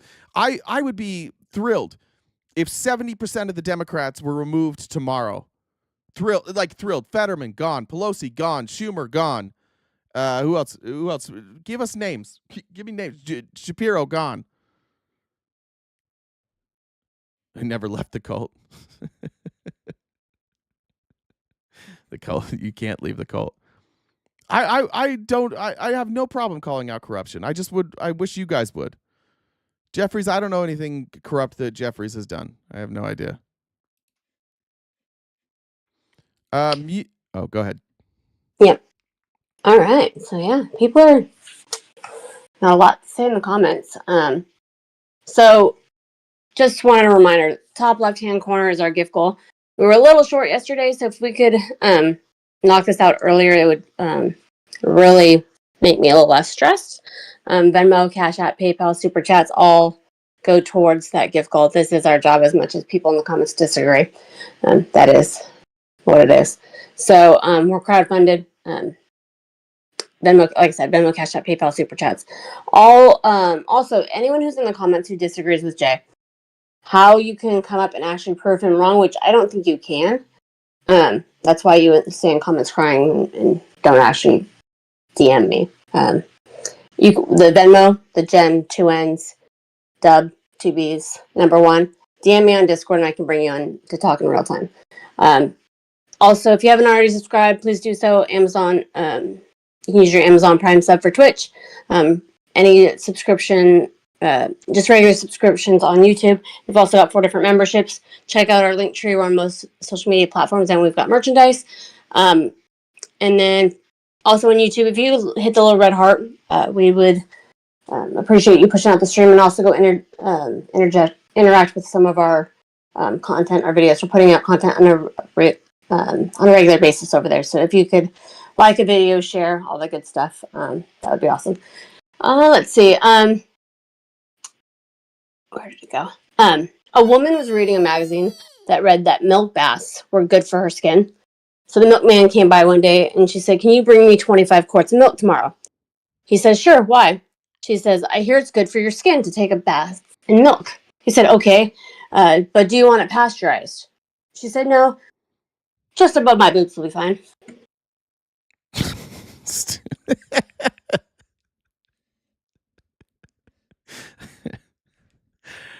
Jen, if you're still here, do we have are we going live with Admir's shitty internet tonight? We've got to do so he actually messaged me earlier today, or last night actually, and so I got a text from him and said, "Got finger optic thing for my Wi-Fi." Finger optic. So you mean fiber optics, people? It's the cable thing that goes into the wall. I said, yes, that's fiber, not finger. I love that Admir is dumber than me when it comes to technology. It makes me look better. I'm really happy about this. Yeah. Yeah. So he also had told me before that his router was in his basement, which is in concrete before. So that was probably part of the issue before. And he said, it sounds like he moved the router too. Oh, shit. So it's not in the basement. So fingers crossed, it'll be all set to go. All right, there we go. There's your answer. Thanks, Jen. Yep. So 5:45 Pacific time, RTP in the wild. Thank you very much. Benny, thanks for joining the dollar train there. I forgot to check these. I got distracted. Don't think anything came through there. Like Jen said, guys, we are crowdfunded. We don't want to take sponsors. There's sponsorship opportunities out there. We don't want to turn up the commercials. This is our job. So if you can, I mean, there's 900 people here ish. We could knock out that goal in a hurry if everybody just joined the dollar train. We both hate asking, and it pains me every single time. So I'll get back to the show now.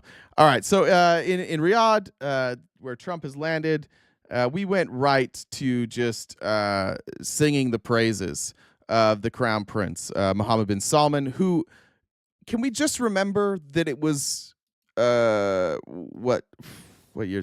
It was 5-6 years ago that this guy literally had a United States resident and reporter chopped up with a bone saw. They reported negatively against him, and they chopped him up and murdered him and cut him into pieces and snuck him out the back door while his wife sat outside and waited, just not knowing what happened, and then just never saw her husband again. Just remember that that's the person that Trump says this about. Number one, I like visiting with you, and we've known each other very well, and I really believe we like each other a lot. And number two, for the United States, we've brought tremendous investment in and tremendous jobs, and we'll continue to service your great country very well. Number one. Yeah, we love you. You're so great. You chopped up an American resident with a bone saw while his wife sat in the car. That's who we're dealing with here. That's the people that we're speaking in such glowing terms. Now, will we go after? Will we call what's his name? Zelensky a traitor? Will we call Zelensky a dictator? Will we badmouth Zelensky all fucking day? Why? Because Zelensky doesn't give Trump any money. Does anybody notice that the only people Trump seems to like are the ones that give him money and material support? Loves Putin, money and material support. Loves the Saudis, money and material support.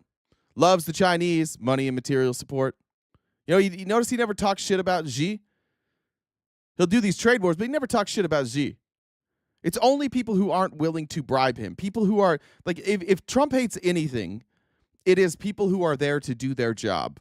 It is people who are there to represent the people and not themselves. Because Trump, like, that type of transactional relationship doesn't really work for him. Everything with him is just leverage. And that's what we're seeing over here. I don't care that Trump went over there. And I think that Trump's visit to Saudi Arabia is actually, like, there's going to be some net positives. There are going to be some things that happen over there that are good. And I think I've already mentioned those. I think that Trump seems to be listening to the people who want to end the conflict in Israel and Palestine, and they want to do it without just saying, Israel, you get everything you want. And I like that. I'm a fan of that. And if Trump was just over there negotiating that, it would be great. But that seems to be an afterthought. Like, they're giving him gifts. He's praising them. He's introducing them to business leaders. It seems to be like that is the last thing that they talk about. Everything else is these business deals with Trump.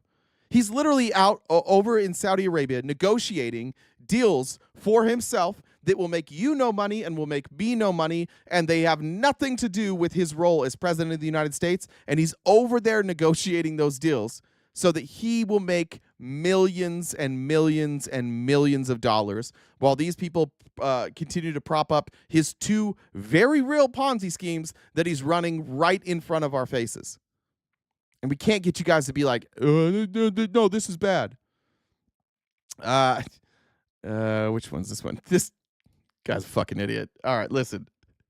If you are the commander-in-chief, you are the commander-in-chief of our military. You are not the commander-in-chief of other militaries, and you should not be saluting the military of other countries. Not a big deal, but he is dumb. There you go. Just salutes them all. What are we doing here? What? What's he doing? Why is he saluting these people? What's going on?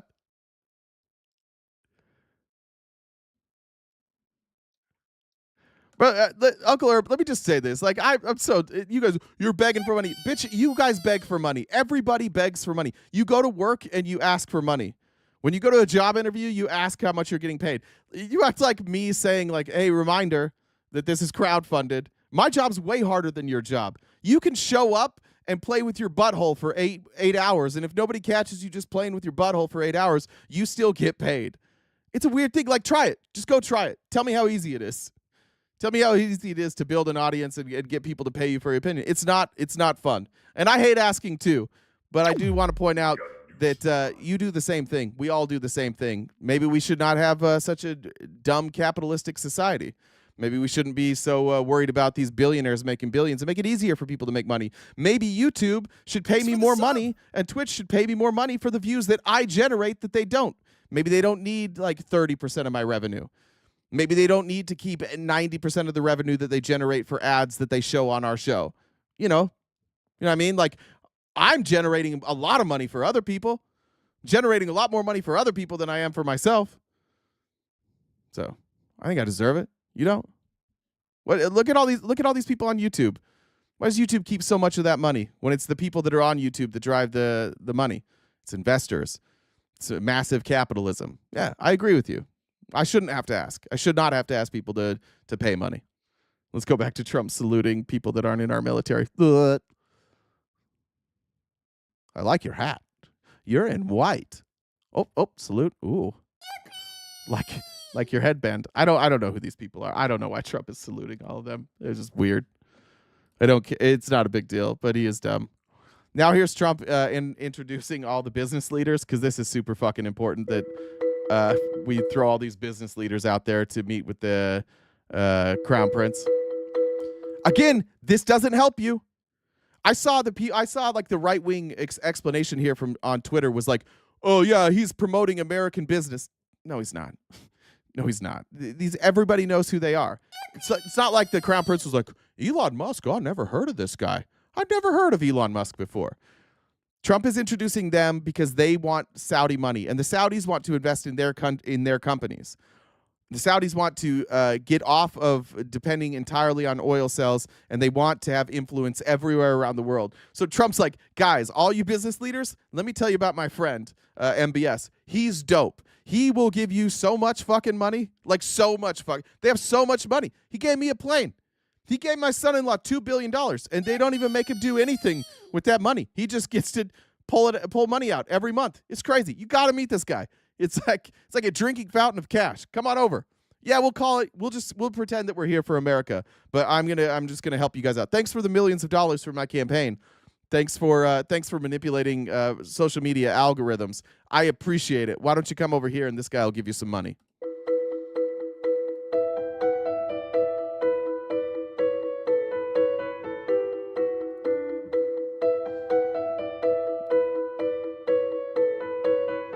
Sam Altman, biggest scam alive right there. Raised billions of dollars for his AI that he could have probably developed for like 10 to 20 million.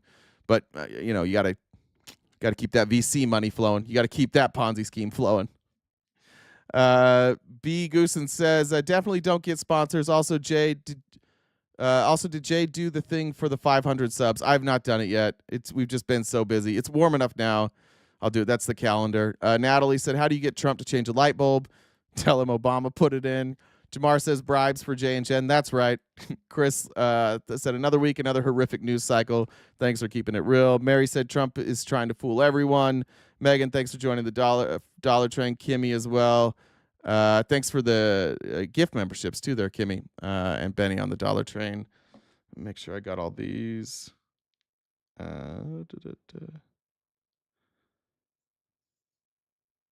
And oh no.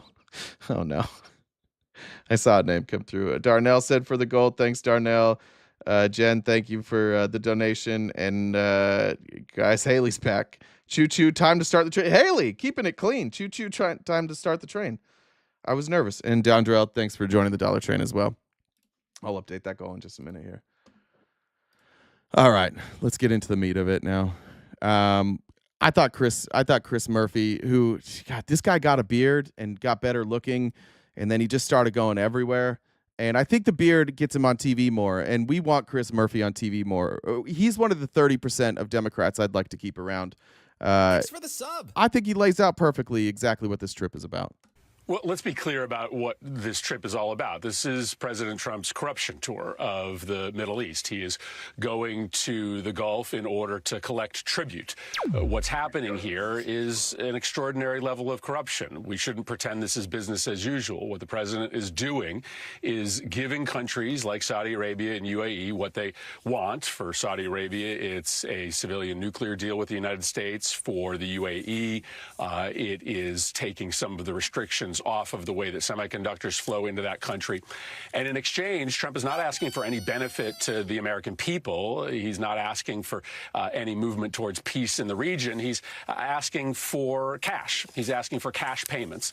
UAE is giving him that through this deal on cryptocurrency, in which they are paying, doing a big deal through Trump crypto. And of course, we just found out this weekend that Qatar is going to be giving Donald Trump a plane, apparently.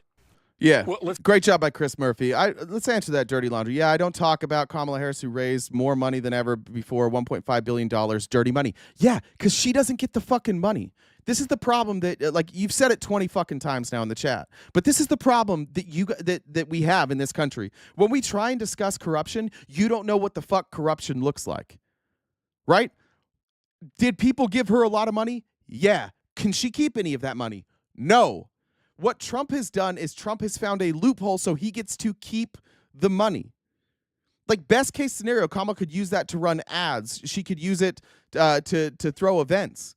That's what that money is for. And I hate that money too. I don't think we should have PACs. We're the only country that does it that way. Nobody else does it that way because they see how corrupt it is. It does allow you to take bribes, but you're not directly getting that money. And you're certainly not directly getting that money from foreign countries. I wish nobody would have ever learned two words. What about? I wish nobody knew those words.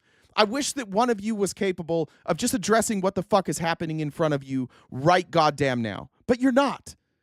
And you have to ask yourself that question, like, why am I so unwilling to address what's happening now? Why, when something is presented to me, am I thinking about Kamala? Why am I thinking about Nancy Pelosi? Why am I thinking about Obama? It's because it's uncomfortable. And most people aren't comfortable being uncomfortable. Get fucking uncomfortable. It will make your life better. You won't look so goddamn dumb. Be uncomfortable. Change your positions. Be open to changing your positions. What we're looking at right here is very, very clearly bribery in a way that it's never been done before in such a brazen manner. To the point, and I'll show you clips later, Republicans are saying, Jesus Christ, what are you doing? Prominent Republicans are looking at this and saying, that's bribery. The only ones that aren't saying that's bribery are the people like the Trump sycophants. Anybody who isn't obsessed with Trump and obsessed with Trump, like never being criticized, every one of those people realizes that this is bribery. I don't think there's anybody here who isn't in the cult of Trump who thinks otherwise. I don't think there are sensible Republicans who think otherwise. Let's go here.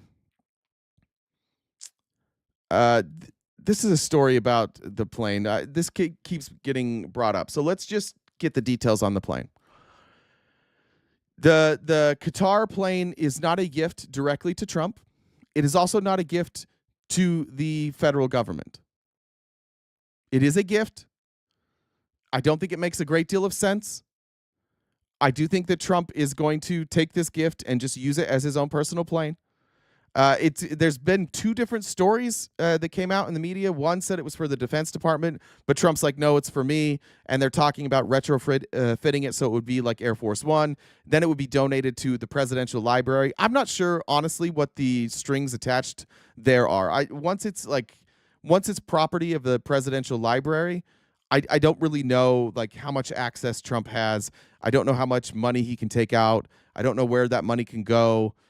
I'd have to look into that. But to get the details correctly, basically, if we take Trump at his word, if we take this administration at their word, the Saudis are offering a plane. Trump says I'd be dumb to take it. And they're saying that it will be for use. It's not to the government. It is to him. And then at the end of his term, that'll go towards the presidential, or that'll go to the presidential library. So that's the details that we have. So anybody telling you it's a personal gift to him, that's not true. It's also not a personal gift to the government. It's this weird like in between where it's a gift to his like charity basically. And if they get to use that all the time, then it's a gift to him, right? Like if somebody gives me a car, let's just say I own a nonprofit and somebody gives me a car for my nonprofit, but I use that car. I'm exclusively the one that uses that car. Was it a gift to me? Sure it was. Was there a legal loophole? Sure. At best, Trump is using like a legal loophole, but it's definitely a gift and it's definitely a bribe. And he might get away with it. There might be a legal loophole for him to take this and use the plane, but it is just a loophole. And that's mostly what this presidency is. And that's mostly what defending Trump is. And I don't think I would feel great about that if I always had to defend the president on because of loopholes. Why doesn't he just do something for us? Why doesn't he just do his fucking job? Why do we even have to have this conversation? We've been around since 1776. We've never had to have this conversation. We always have to have new conversations with Trump because he's always looking for a way to benefit himself. He insists he's getting a free, very expensive airplane from Qatari's royal family. The Qatari Defense Ministry is talking to the White House about transferring the luxury configured Boeing jet to the Pentagon, which would oversee its retrofitting into a makeshift Air Force One. A private contractor would have to rip it apart to turn the jet into a flying White House for the president with secure communications and classified upgrades, according to the Air Force and lawmakers. It's an expensive and complicated prospect that could cost taxpayers hundreds of millions of dollars. This isn't really a gift, said Joe Courtney from Connecticut, the top Democrat on the House Armed Services Sea Power and Projection Forces Subcommittee. You'd basically have to tear the plane down to the studs and rebuild it to meet all the survivability, security, and communications requirement of Air Force One. It's a massive undertaking and an unfunded one at that. Now, if this were to happen, that would mean that Trump would get a gift, or the Trump Trust or the Trump Library would get a gift from a company or from a country. Then they would use taxpayer money to retrofit a plane that is not the government's plane, so giving it to a private charity, and we would use government funds to strip it down, retrofit it, and then we wouldn't keep it. But it's not a bribe, it's not a gift, it's not a grift, it's not. You guys don't care? You don't care that we would have to take like funds? Waste, fraud, and abuse. It's not waste, fraud, and abuse for the government to have to retrofit a gift for Trump so that he can use it. I mean, goddamn, guys. I think that's the most frustrating part about Trump is that he forces you guys to defend the most obvious wrong positions. And it really does. Like, it wears on you after a while. It's frustrating. Here's Rand Paul, Republican, who generally sticks to his principles, even being pretty soft on Trump here. But here's the Republican, Rand Paul, explaining his views on this plane. On the jet, I do think the jet probably sends the wrong signal to people, and I don't like the look or appearance of it, so I would hope that he would reject it. The Constitution specifically says you can't take gifts from foreign leaders. It doesn't say you can't take gifts unless they're going to be for, official use. We also do a lot of business with Qatar. And so we sell them a lot of arms. Essentially, the United States is the biggest arms merchant in the world. We sell arms everywhere. And they're lucrative deals for the arms manufacturers. But I have actually tried to hold up arms sales before to both Saudi Arabia and to Qatar because of their human rights records. So I don't know that we can have an honest appraisal of their human rights record and decisions on arms sales if we're receiving $400 million gifts from a country. So I'm not for it. And this is the type of stuff that, like, historically we've done. Like, we've avoided the optics of corruption. We've avoided the stuff that makes Russia a joke. We've avoided the stuff that makes North Korea a joke. We've avoided like fealty to a leader. We've avoided lavish gifts, praise, military parades, statues. All the shit that Trump wants to do, naming everything after himself. These are all the things that we've avoided as a country, and we've historically mocked and used as evidence that the other countries were corrupt. But we've got a guy who is obsessed with getting credit and with being praised. And you guys seem to be obsessed with giving it to him. I'll say this to my friends who are on the other side, and I know some of them are listening, so I don't mean this in I'll still be your friend. You wouldn't catch me dead with a bunch of apparel from a political candidate. You wouldn't see it in my room. You wouldn't see it in my house. You wouldn't see their flag flying outside my house. You would see none of that. You might see me like on an election day with a sticker or a shirt that shows like the candidate that I'm supporting. But it's weird. It's weird to do that. And it's weird that when you buy that stuff, the money is going directly into the pocket of the guy you're doing it for. Like they're not even to the campaign, directly into his pocket. It's a weird thing that we've done. And the rest of the world looks at Trump the same way they look at Putin, and the same way they look at Kim Jong-un, and the same way that they look at the Saudis.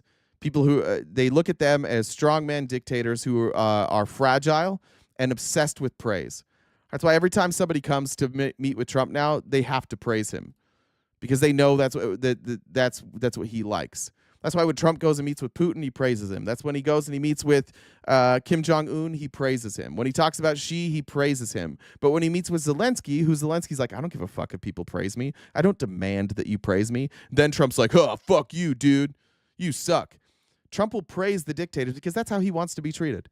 He wants people to come and praise him. But if you don't come and praise him, then you're his enemy. He's exactly the same as all of them. And you guys are exactly the same as the people in North Korea that are like, everything is perfect all the time.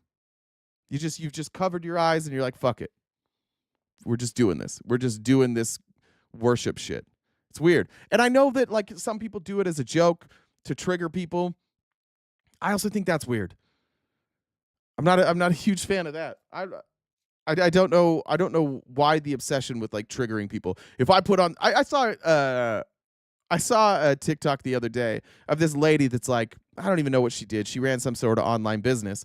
And she was like, my kid's softball team didn't want me to sponsor them, which it's like a clearly like pro-Trump, very like Trump everything business. And the girls' softball team was like, yeah, we don't, like there's voters from both sides here. We don't want to be like the Trump team. And so the mom like made a TikTok about it. She's like, if they're not going to take my money, I'll show them. And she went to her kid's softball game in head to toe MAGA gear. And just like, as somebody who's a parent, can you just let your kid have the fucking spotlight for a sec? Do you need everybody at all times to know who you voted for? Is that important? It is a weird fucking world that we're in right now. Where to this day, like you can still see there's a guy since Trump got elected, every Saturday he spends 8 hours driving up and down these 3 roads where I live with Trump flags. That's so fucking weird. That is so fucking weird. People have made Donald Trump their entire personality, and then you come on and you're like, all you guys ever talk about is Trump. Yeah, because he's got you. We need you guys back. We need you to come back to like reality where we're talking about what's best for America. You guys, you spend all day, every day defending his stupid actions and then not caring that he gets absolutely nothing done and celebrating shit like yesterday when he had the announcement on pharmaceuticals, celebrating it like it's a thing, like it's something that doesn't already exist, like it's something that every president hasn't already done. The only difference is they don't make an executive order and hold a press conference about it to tell you how great they are. They just got shit done. They don't have to celebrate every time they take a fucking step. I'm sure these are unrelated. I'm fairly certain these are unrelated here. Let's see. On 2 days ago, we had this. This was from, I think this was the New York Times. This is from a New York Times article. Sitting in front of a packed auditorium in Dubai, a founder of the Trump family cryptocurrency business made a brief but monumental announcement on Thursday. A fund backed by Abu Dhabi, he said, would be making a $2 billion business deal using the Trump firm's digital coins. We covered this. This made Trump hundreds of millions of dollars. That transaction would be a major contribution by a foreign government to President Trump's private venture right into his fucking pockets, one that stands to generate hundreds of millions of dollars for the Trump family. And it is a public and vivid illustration of the ethical conflict swirling around Trump's crypto firm. Everybody that opposed it was like, no, this isn't a bribe. 2 days later, The U.S. is weighing a potential easing of restrictions on NVIDIA Corp sales to the United Arab Emirates, according to people familiar with the matter, who said President Trump could announce the start of work on a bilateral chip deal during his upcoming trip to the Gulf. Nothing's been officially decided, the people said, emphasizing the debate over semiconductor trade rules for the UAE and other countries remains ongoing in Washington. But talks about modifying AI chip curbs for the UAE in particular have been gaining steam at both the Commerce Department and White House. $2 billion. We get what we want. $2 billion, we get what we want. $2 billion, then we get what we want. Just $2 billion, and we get what we want. It's so transparent.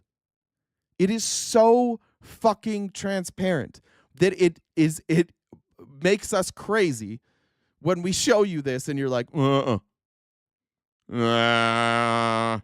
unrelated. Is this America First, by the way? Is that America First? We're having an AI battle, right? That's the whole point of these protectionist tariffs. We don't want to ship out our manufacturing. We don't want to ship out our chips. We're trying to win the AI war. So now we've got to make sure that NVIDIA can go to the UAE, who is flush with cash, and be like, hey, UAE, why don't you guys also get a leg up? Why don't you guys also invest in AI? If China does it, it's bad. If the UAE does it, it's good. What's the only difference? One of them gave Trump $2 billion. That seems to be the only difference. We can't let these countries beat us unless they give us money. Then, fuck us. Who cares? That's yeah. You have a lot of names to call in the chat. What none of you have is an argument. I'd love to see it. Joseph said, play the Ben Shapiro clip on the Trump plane. I will. It's coming up. I've got it here. In fact, it's literally the next thing. That's crazy. Or I guess there's two more things. Here's another thing Trump announced yesterday. Now, I don't necessarily hate this. We have had due largely to our relationship with Israel, and our view that Hamas and the Houthis and Iran are the enemy and Israel's the good guy.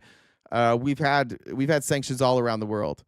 These folks, just remember, the Saudis here, they and Qatar and the UAE, all these places Trump is going, they have been asking for Trump to step in and tell Netanyahu to stop doing a genocide. They believe in the rights of the Palestinians. And Trump and all of you are like, fuck the Palestinians. And then Trump got a bribe. Billions of dollars in bribes. And now listen to what he has to say. They've had their share of travesty, war, killing, many years. That's why my administration has already taken the first steps toward restoring normal relations between the United States and Syria for the first time in more than a decade. And I'm very pleased to announce that Secretary Marco Rubio will be meeting with the new Syrian foreign minister in Turkey later this week. And very importantly, after discussing the situation in Syria with the Crown Prince, your Crown Prince,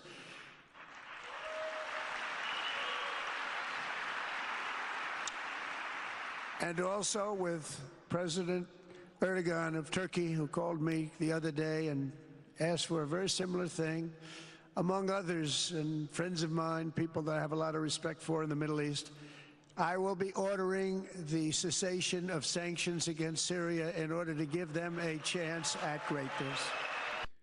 All right. In America, and this is why he's not America First. In America, just like we started this show with Hassan, who has been critical of Israel, I think you could say like support adjacent for Hamas, certainly supportive of Palestine. If you are in America and you voice support for the Palestinians, you can be detained. If you are not a citizen of the United States and you are here in the United States, either on a green card, a visa, student visa, whatever it might be, and you voice support for the Palestinians, you will be removed. You will be detained, you will be arrested, and you will be removed. And Republicans, funded by AIPAC, have been running around telling you, and you've all been here, and you've all been saying it, and you've all been saying, yeah, we don't support Hamas. And if you support the Palestinians, by default, you support Hamas, and you should be removed from this country. Who the fuck do you think funds Hamas? You think the Syrians have anything to do with this? Since the 90s, the Syrians have been funding Hamas. The reason we have sanctions on the Syrians is because of their support for Hamas in Iran. You guys are going to pretend like Donald Trump isn't literally talking out of both ends of his ass? He has two ends of his ass because it's big. We're going to sit here really and pretend that in America, if you support the Palestinians, you are a dangerous criminal. But in the Middle East, if you support Hamas, we will ease sanctions. We're going to drop the sanctions. You guys are good. We got to give you guys a chance to agree or to grow, to get big, to get bigger, to get better. Are you serious, Republicans? Are you fucking serious right now? Everybody with a MAGA hat, you're fucking serious about this right now? We're going to pretend that the president isn't literally switching sides because he got a bribe? It wouldn't have anything to do with this, would it? Couldn't possibly have to do with this headline. From May 12th, Syria's new president pitches a Trump Tower Damascus. No, it couldn't fucking possibly be that, right? We're literally rounding up students. We are shutting down. We're pulling funding from Harvard, from Columbia, for trying to pull funding from Berkeley, from Princeton, from Yale. We're trying to shut down all of these people in America who are criticizing Israel, or at the very least saying free Palestine. And then your president, the same guy who's arresting Americans, the same guy who's detaining Americans, the same guy who's taking student visas away from people who are legally here, that same fucking guy goes overseas and says, hey, it's cool if you support Hamas. We don't give a shit. Just give me a little money. Give me a Trump Tower Damascus. For anybody aware, Damascus is in Syria. It wouldn't possibly have anything to do with that, right? Couldn't possibly. You and your headlines. You go read the fucking story. It's not my job to read shit to you. I'm sorry that you guys can't read. You can listen to these. See this little button right here that says listen? This is from the National Review on May 12th. You can just go there and listen to it yourself. But what I'd like to know is why you're criticizing me right now. How one person explain to me, please, for the love of God, how this guy is pro-Israel and pro-Hamas all of a sudden. He's just both? Yeah, I don't care as long as people keep giving me money. This guy's such a fucking grifter. And you guys are so obsessed with him and you're so in the cult that it doesn't even register. There's not even a thought in your head like, hold up. I thought they were the bad guys. They're just the good guys now. They're serious the good guys now. You know what he does? He makes the good guys all the people with money. Have you noticed that? You know who he's going to continue to talk shit about? Hamas. You know who he's going to continue to talk shit about? The Palestinians. You know who he's going to continue to talk shit about? Everybody without power. But if people have power and they have money, he'll do whatever they say, even if it is directly against the reason they're deporting people in the United States. All for a bribe. But no, that doesn't register to you guys. There's nothing this guy can do that isn't perfect with you. It is there it is. President Trump is arresting Democrat criminals. President Trump is throwing out the invaders who crossed our border illegally, but only the people that live in an upside-down world don't understand. Bro, what are you talking about? Are you watching any of this? Can we please talk about something else? Anything but this? Can we go back to the border? Where's the people talking about? Where's the what is a woman quotes? We got those now? We got any of those? No, not yet. They're coming. Jesus fucking Christ, guys! If you can't see this, what are you gonna see? If you can't, this guy's literally over here just taking bribes from the people funding Hamas, and now he's saying that he's the word coming out there is that he's not going to support Israel anymore. The word is now he's going to call for a ceasefire. He's going to call for a Palestinian state. He's going to call for a recognized Palestinian state. And then what are you guys going to do? Now, I agree with that. The difference between you and I is if Trump calls to recognize a Palestinian state, and if Trump calls to end this war, I'm going to support that. I'm going to say, good job, Trump. That's the difference between us. You guys will you will say, good job, Trump, and pretend that this whole time you weren't saying we need to wipe Palestine off the map. The Palestinians need to go somewhere else. The Palestinians don't deserve to be recognized. Israel has the right to exist however the fuck they want. You guys will just change. You'll just change your position. You'll be like, yeah, we were free Palestine this whole time. What are you talking about? That's the difference between us. You wait to be told what you think, and then you think it. And we're watching this in real time, watching your president literally sell out your entire fucking position. And if you want evidence that he's selling out your whole fucking position, let's just talk about the Republicans that are funded by AIPAC right now.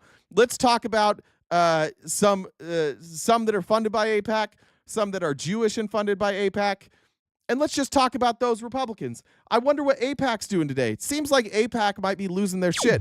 Here's Ben Shapiro. The Trump administration is now preparing to accept a super luxury Boeing 747-8 jumbo jet from the Royal... Hey, Pete, is this CNN? You dumb bitch. Is this CNN?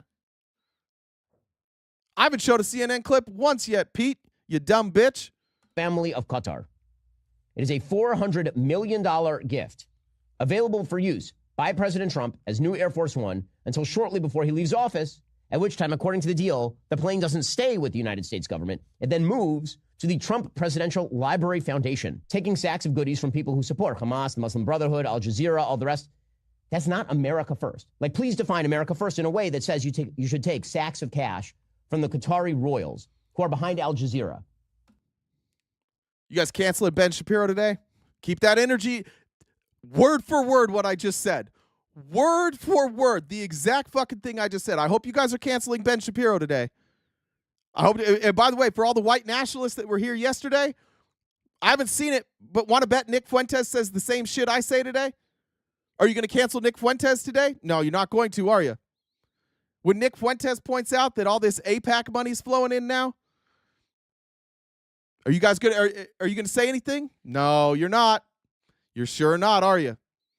See how if I say something, it makes you mad. If they say something, it's fine. You better cancel Ben Shapiro today, folks. It just isn't America first in any conceivable way. So back to the original question. Is this good for President Trump? Is it good for his agenda? Is it good for draining the swamp and getting things done? The answer is no, it isn't. It isn't. If you want President Trump to succeed, this kind of skeezy stuff needs to stop. The Trump administration is now... Is that right? Oh, sorry, I got ice. My coffee came out. We're going to cancel Ben Shapiro? What about Laura Loomer? We're going to cancel Laura Loomer? I mean, again, not CNN. And not from the left, but from inside the House. Far-right activist Laura Loomer is coming for Donald Trump, and not from the left, but from inside the House. She just slammed Trump for allegedly accepting a private jet from Qatar. Not a loan, not a rental. I swear to God, you motherfuckers are going to be free Palestine in a second, and you're just all going to pretend. I saw that, William. Shapiro was a Trump supporter. He switched after October 7th. Oh, okay. Yeah, you guys are just going to merge into free Palestine, all because Trump took a bribe. You are the most sheepy people on earth. 5 minutes ago, you were pro-Israel. Tomorrow, you're going to be free Palestine, all because you don't want to admit that your guy is easily bought. It's crazy. Like, pick a lane. It's scramble time for the Republicans. The Republican Live I watched last night was absolutely fucking insane to watch people try and spin this plane like it's no fucking big deal. Why don't we talk about real stuff? Fuck, serious? 4 years of Hunter Biden. 4 years of Hunter Biden. And now it's not a big deal. A gift. She called it what many in his own camp are now whispering, a stain on the administration. Let's break this down. According to reports, Trump has been flying on a luxury Boeing 747 owned by the Qatari government. A Gulf monarchy, oil-rich, authoritarian, and let's not forget, deeply tangled in U.S. foreign policy interests. Why would they just hand over a jet to a former U.S. president? Loomer, who's usually loud in Trump's defense, isn't buying the silence. She's demanding answers, and calling this what it looks like, foreign influence at 30,000 feet. And let's be honest, if this were Biden or Obama, Trump's base would explode over it. But now, crickets. The plane alone costs hundreds of millions of dollars. The optics, even more expensive. Why is a man who claims to... I like you guys are saying liberals cry so much. This is Laura fucking Loomer. She's a white nationalist. literally was accused of being pregnant with Trump's baby, started this rant by saying, "I love Trump more. I would take a bullet for Trump." That's how she started this tweet. And you're saying we're crying. We're playing your people here. To be tough on the Middle East, cozying up to a Gulf monarchy in secret. And more importantly, why aren't more Republicans asking the same thing? Because when Laura Loomer, who has never been shy about her far-right allegiance, starts calling out Trump for unethical behavior, you know the cracks are getting wider. So here's the real question. Is this just a loaned ride for convenience or a gift with strings? And if Trump is already relying on foreign favors before 2024, what happens if he wins again? Drop your thoughts. Because this story isn't about the... All right. There we go. They put her tweet into words, which made it easier for me. Saying that he can't be bought because he's a billionaire is so goddamn dumb. Like, billionaires get to be billionaires because they're obsessed with money and they cut corners. There's no such thing as an ethical billionaire. Show me an ethical billionaire. Show me somebody who became a billionaire who didn't cut corners, who didn't fuck people over in the process of becoming a billionaire. There's no way to do it. And by the way, Trump was in the hole $1.8 billion when he entered office. He was negative. He had a net worth based on his assets, but because we didn't have access to his loans, people like Forbes didn't know how much outstanding debt he had. He was $1.8 billion in the hole. He was $1.8 billion poorer than you, and now he's worth like $6 billion. So no, he wasn't a billionaire in office who can't be bought. He was a broke ass bitch that told you he was a billionaire, and then he took a bunch of bribes. And you're here literally running interference for a guy who's running multiple Ponzi schemes, all because you don't have the courage to be like, you know what, I got duped. It takes courage to say that you got duped. It takes courage to stand up against the people that you supported. And I think a lot of you guys just mostly lack courage. I don't think it's intelligence. I think you're smart enough to know what this is. I know a lot of smart people in the cult that I grew up in who are smart enough to know, family members, who are smart enough to know that it's bullshit, who are smart enough to know that, yeah, there's some fucked up things, but they just ignore it because this is who they are. It is their community. And this is what happened to you guys. This is your community. This is who you are. And so you're not really allowed to say real things. Like, you're not allowed to say things that are true because your community will get very upset at you. Once again, go watch a Republican live. Go watch the infighting right now and watch what happens when somebody has the audacity to say something as simple as like, maybe we don't deport children. Yeah, maybe we don't rip away children who have cancer treatments going on. Maybe we don't do that. And then watch the response that person gets. You'll see. Republicans will throw friends, family, best friends under the bus if that person turns on Trump. Look what's happened to Amir. Look what's happened to Jeff. Look what happens anytime somebody just starts saying things that are not 100% pro-Trump. They lose their position. They lose their spot in the community. Let's see. Here's Mark Levin. I think Trump called him the foremost, he called him a constitutional scholar. Nobody respects the Constitution. Nobody knows the Constitution more than Mark Levin. Mark Levin endorsed Trump. Now here's Mark Levin yesterday. There's Iran, there's Communist China, there's Saudi Arabia. You know what the major one is? Qatar. Gee, I thought Qatar was our friend. People at high levels have relationships with Qatar. They've praised Qatar. Qatar, the country that up to a few months ago was funding Hamas to the tune of $1.8 billion over the years. The country that gave safe haven to the billionaire leaders of Hamas, some 5 of them, and protected them up to a few months ago. Qatar. Mosaic writes, autocratic Middle Eastern regimes, organizations, foundations, and affiliated private corporations have funneled billions of dollars of unreported funding to American universities in order to demonize Israel. What's up, Dean? Nice to have you here. On campus. And I might add, demonize the United States, with the bulk of all Middle Eastern donations emanating from Qatar donors, 75%, and the Qatar Foundation, accounting for virtually DM me, Dean. DM me. all the donations from Qatar. These funds significantly impact attitudes, anti-Semitic culture, and the activities and movement to boycott and divest from and sanction Israel, the BDS movement. Our research has found a correlation between the funding of universities by Qatar and the Gulf states and the presence of groups such as Students for Justice in Palestine, a radical pro-terrorist front group. Now, first of all, fuck Mark Levin. He's wrong here. But this is what you guys have all been saying. Mark Levin was like, he was your dude. He was he's one of the thought leaders. He was saying exactly what this administration is saying. He's saying the same shit you guys were saying when you were going and you were breaking up these pro-Palestinian groups. And now he's upset with Trump and upset with Qatar because Qatar is allegedly funding all of these groups. So there are some people on the right who, look, I wish he would come to this side. I wish he would be on my side. He's not. But you guys were all this guy yesterday, and you're all me today.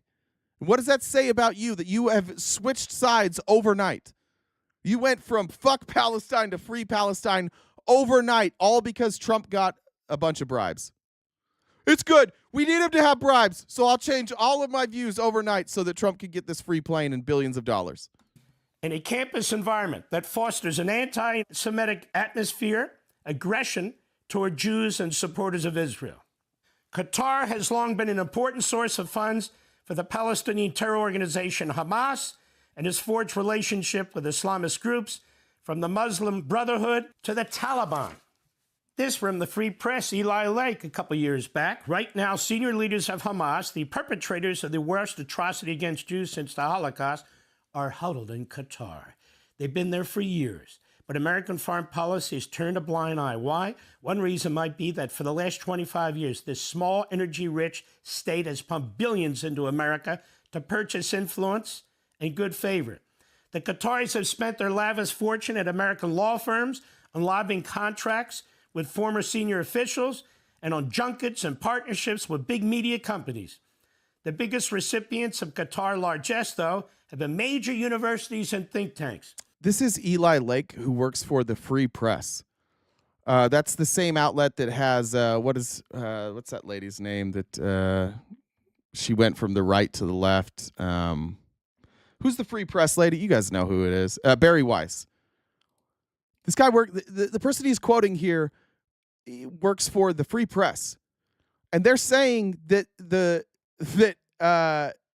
Qataris bribe people to get them to not be critical of Hamas. This is what all of you guys were saying. You criticized everybody on the left who had any sort of relationship with Qatar because they are known to bribe people and they are known to fund anti-Israel organizations. And now they're bribing Trump, and you're like, nothing to see here. And Trump's like, hey, you know what? I might be changing my mind on Israel. Maybe Israel should knock this shit off. And you're like, nothing to see here. He's just changing his mind overnight. He's just decided you know Trump, he's Mr. Open-minded. He's just decided that, you know what, I was wrong about this Israel and Palestine conflict all along. Free Palestine. He's gonna have the flag now. He's just gonna switch parties. Donald Trump is talking about collectively bargaining for pharmaceutical prices, and now saying like, yeah, free Palestine. And you guys are just, that's fine. We'll just morph. It's what we do. We're chameleons over here. The numbers are staggering. According to a 2022 study from the National Association of Scholars, there's tons of reports on this. Qatar today is the largest foreign donor to American universities. Remember, this is 2 years old. The study found from the National Association that the largest recipients are some of America's most prestigious universities of higher learning. These schools have partnered with the regime to build campuses in Doha's education city. Since 1997, Qatar has donated more than $103 million to Virginia Commonwealth University for a fine arts campus. Again, this is 2 years old. Since 2001, Qatar has donated $1.8 billion to Cornell for a medical school. Since 2003, Qatar has donated nearly $700 million to Texas A&M for an engineering campus. Since 2004, Qatar has donated $740 million to Carnegie Mellon University for a computer science campus. Since 2005, Qatar has donated $760 million to Georgetown University for a school of politics. Qatar has donated nearly $602 million since 2008 to Northwestern University for a school of journalism. And I was at Johns Hopkins Medical some time ago, and I see they built a whole wing there too. Damn, it seems like Qatar bribes a lot of people, but not Trump. They are not bribing. Thank you, Jamie. Good point. I absolutely forgot about that. Pam Bondi was a lobbyist for Qatar. That was her job. Pam Bondi, the attorney general, was paid by Qatar to lobby United States politicians, perhaps to set up events like this where they could get bribes. Imagine that. And suddenly poor Mark Levin and poor Ben Shapiro are like, wait a minute. I thought we were pro-Israel. I thought AIPAC was running shit. Why are these Qataris bribing people? I thought we took care of this with our AIPAC money. What the fuck's going on here? Too. One might expect that scholarly institutions that have benefited from this autocracy's money would rethink their partnership. If the Qatar's foreign minister said that Israel alone is responsible for October 7 and for the pogrom that perpetrated by Hamas terrorists, or if the Qatar's prime minister declined to close the office Hamas maintains at its capital until Donald Trump was elected. Washington Free Beacon. Qatar has given or contracted more than $5.6 billion to 61 American schools since 2007. It goes through which these schools are. A great detail from November 2007 to October 20. Yeah, I think it was $115,000 a month. I don't know. She was getting insane money from Qatar because Qatar just bribes people. 23.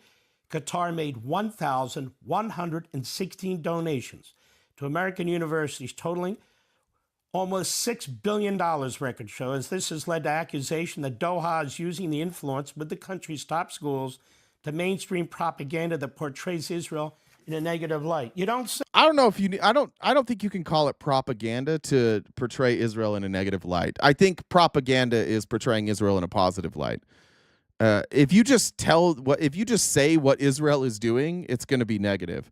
But if you add propaganda and you make everything Israel's doing like it's some response to some injustice, then yeah, that's the propaganda. The propaganda is what AIPAC's been doing. I don't think it takes much to convince people. You get somebody outside, like you get somebody one-on-one, and you start talking about what Israel's doing, and they don't have like people watching, or they don't have their fellow like Zionists with them.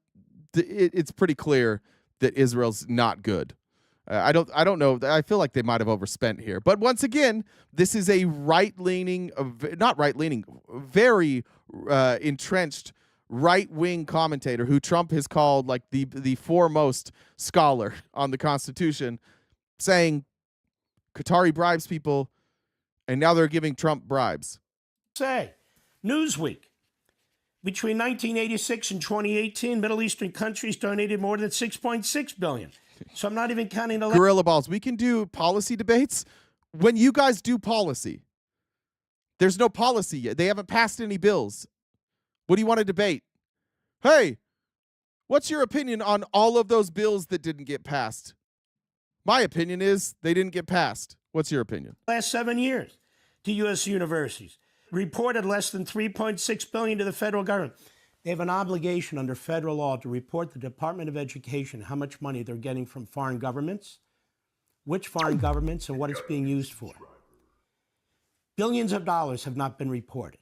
Moreover, as I mentioned earlier, we have FARA. That is, if you are taking money from a foreign government, and this is a very broad law, and if the people in your college or universities are working with a foreign government, and you are promoting them or they are promoting you, you have an obligation to report and to sign up as a foreign agent. Virtually none of these schools have done it. The bulk of Middle Eastern donations coming into the United States emanates from... FARA also applies to the president. Are we about to have AIPAC turn on this president? Are we about to have a MAGA civil war? Could be it. We might be in for it. AIPAC doesn't give a fuck about Donald Trump. AIPAC's not afraid of Donald Trump. I guarantee you AIPAC thinks that they have more leverage than Donald Trump. And they might. I don't know. We'll find out real quick. But are we about to have an AIPAC versus Trump war? That's the one we've been waiting for. Dumb on dumb crime, bigot on bigot crime. Can't fucking wait. That's exactly what we want to see. We want to see you guys fight it out, figure it out, and then you've got to pick a side. Are you gonna go with the corrupt guy who just happens to be on the right side now with Palestine? Or are you gonna go with AIPAC, who owns all your other politicians and will continue to own those politicians when Trump is gone? Qatar, well, the Qatar Foundation accounts for virtually all the donations from Qatar. They have a significant impact on universities, especially with regard to attitudes toward Israel. And it goes on and on and on. Now, what the hell are we going to do about Qatar? Continue playing nice with them? I think we need to have a full list of all the people in the House and the Senate who have any relationships to Qatar. I think we need to have a full list of all the former Senate and House members who are now lobbyists working at... Like our Attorney General? Like our President? Putting them on the list? There was no pushback from Republicans when he aired this. I don't know the original air date here. No pushback from Republicans. Everybody who watched this was like, fuck yeah. And now we're in a weird situation, aren't we? Now we're in a weird situation where not only do we have a registered lobbyist from Qatar as the Attorney General, but we also have a president openly taking bribes from them. And we have, what's her name? Tulsi Gabbard, who has pretty questionable relationships in the Middle East as well. Are we sure?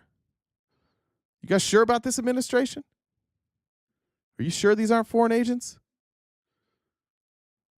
Who might benefit from our currency being devalued?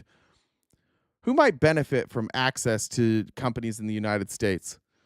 Who might benefit from crypto scams? Qatar, maybe? Saudis? UAE? And all it took is the most bribable president in the history of the world to just flip on all of your values. He's just free Palestine now. It'll be interesting to see what Mark Levin has to say. Various law firms who are on the take from Qatar. We need to have a full list of people in the bureaucracy, in the executive branch, a full list, so we all know who's doing what, when, where, and how. And I want to thank Donald Trump because he's doing more, he's pushing harder to stamp out anti-Semitism on our college campuses, against Jews in the streets and in synagogues, than any president in American history. And he has told every element of the federal government, you have 60 days, 60 days isn't up yet, to figure out a maximum plan. Whoops. To stamp out anti-Semitism. Whoops. To deport people who are here who are promoting anti-Semitism. Whoops. To get federal funds out of these colleges and universities that aren't doing anything about anti-Semitism. Whoops. And to protect the rights of Jewish students who are going to colleges and universities. Whoops. Because let me tell you something. It starts with the Jews, but it never ends there. It never ends there. And if we weren't talking about... Yeah, it doesn't. Yeah, this is a weird thing that he just did. It starts with the Jews, but it never ends there. They also go after the socialists. They also go after the communists. They also go after the LGBTQ community. They also go after immigrants. You just figuring this out now, Mark? You know who it's never? Just like white conservative Christians. Who you talking to right now? Who's next, Mark? It never ends with the Jews. It'll just go on down the line of people, of progressives. This must have happened. He said this 60 days wasn't up yet. So this must have been like a month ago. It'll be interesting to see if Mark Levin holds this same energy. Now that he spent 7 minutes and 20 seconds telling us how if you take money from the Qataris, you are corrupt and you are a foreign agent and you are an enemy to the American people. This was a few weeks ago. Maybe it was a few days ago. I don't know. It'll be interesting to see how you guys spin this. Because just a few weeks ago, everybody taking money from Qatar was a terrorist. And now it's like, oh, what's wrong? What's wrong with your little gift from Qatar? What's wrong with that? Why can't they give you hotels? Why can't they just give you cash? What's wrong with that? It's fine. It's just Qatar. Jews, we were talking about some other ethnic or religious group, we'd be hearing a lot more from our Democrat Party friends, wouldn't we? Their silence is deafening, isn't it, Letitia James? I'll be right back. Woohoo! Fuck you, Letitia! Who has no money from Qatar. It will be interesting to see. Is there a date on this? March 9th was the date on that. March 9th. Let's see if Mark Levin has any. I haven't even looked. Let's see if Mark Levin has anything to say about this.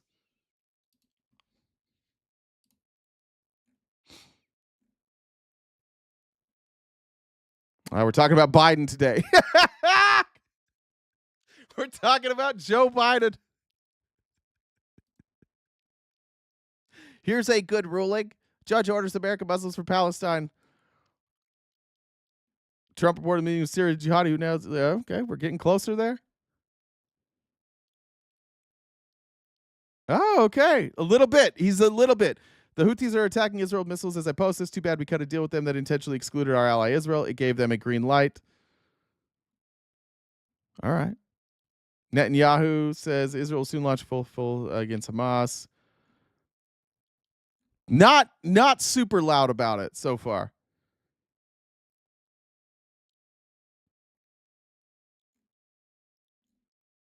Boy, he was really concerned about Letitia James. I mean, look, you're going to do an 8-minute segment on that, and then when Trump goes against it, you're just like, look, Mr. President, 8 out of 10 Americans support Israel. This has got to be, that's crazy. Oh, Israel against Hamas. Okay.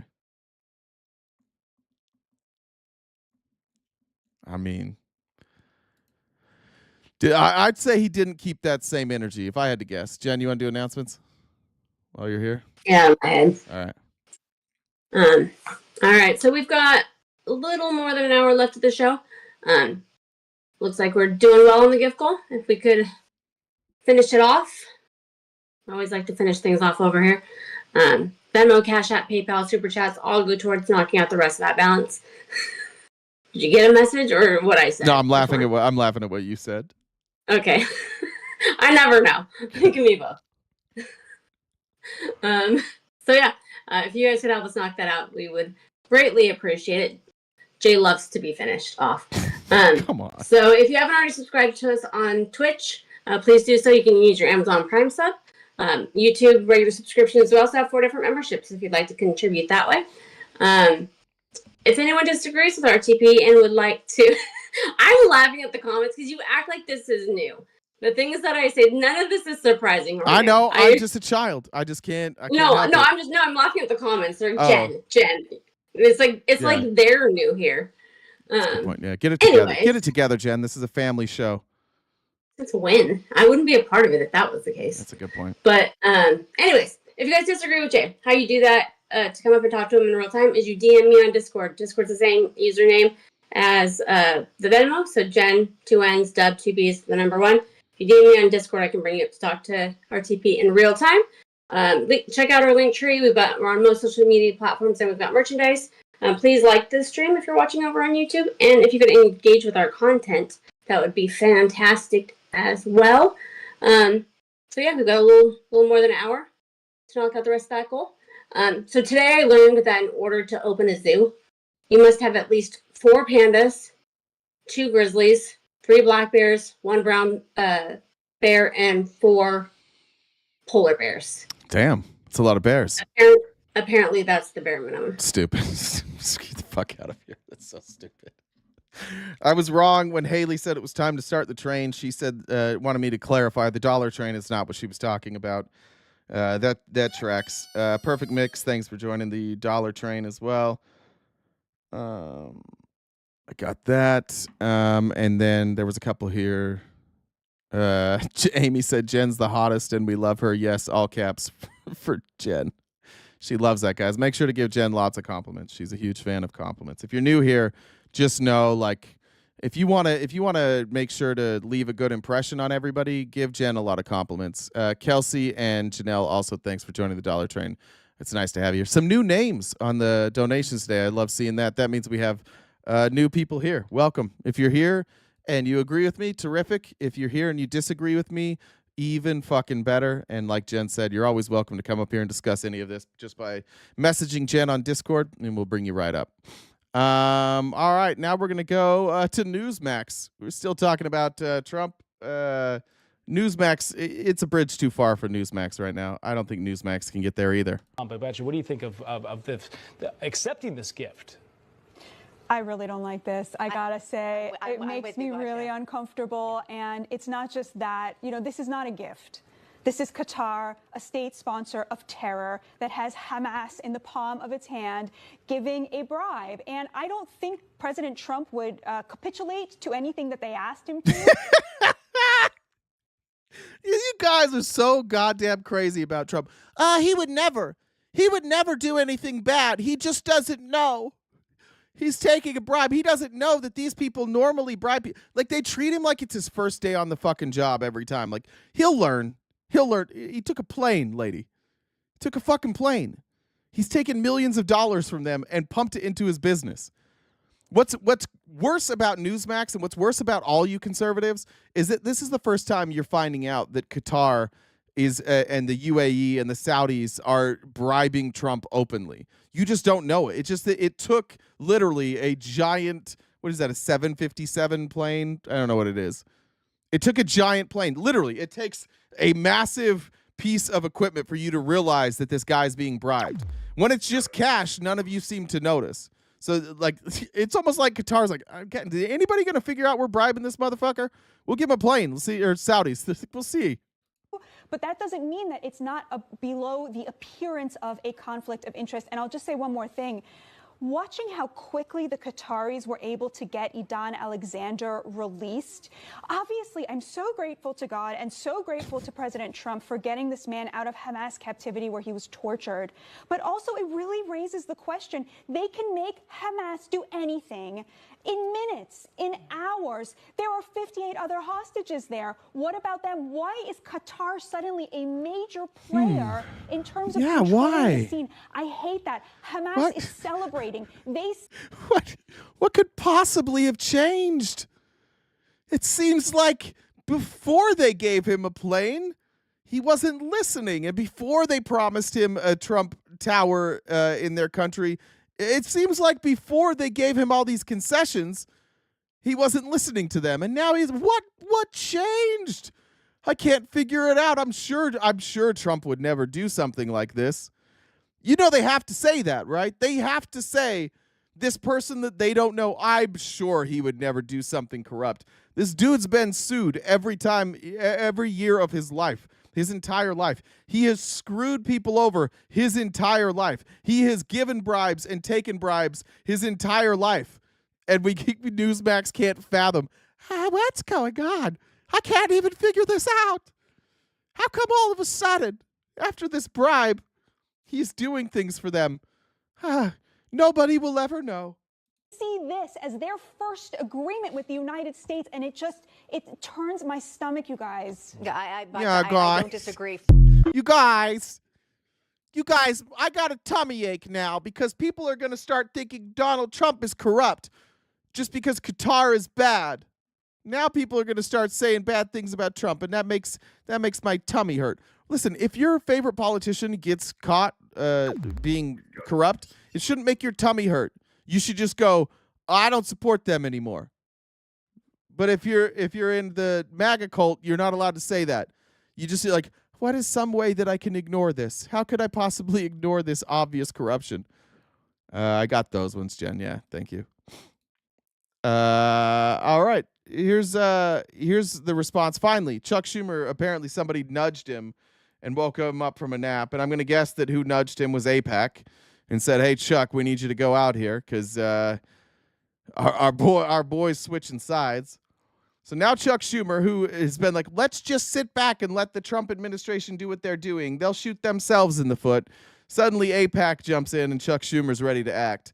Said he's placing a hold on all Trump's Justice Department nominees as he seeks answers on the administration's plan to accept a luxury jet from Qatar.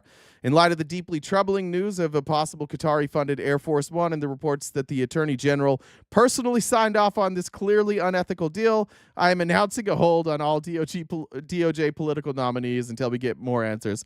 That was part of this I forgot.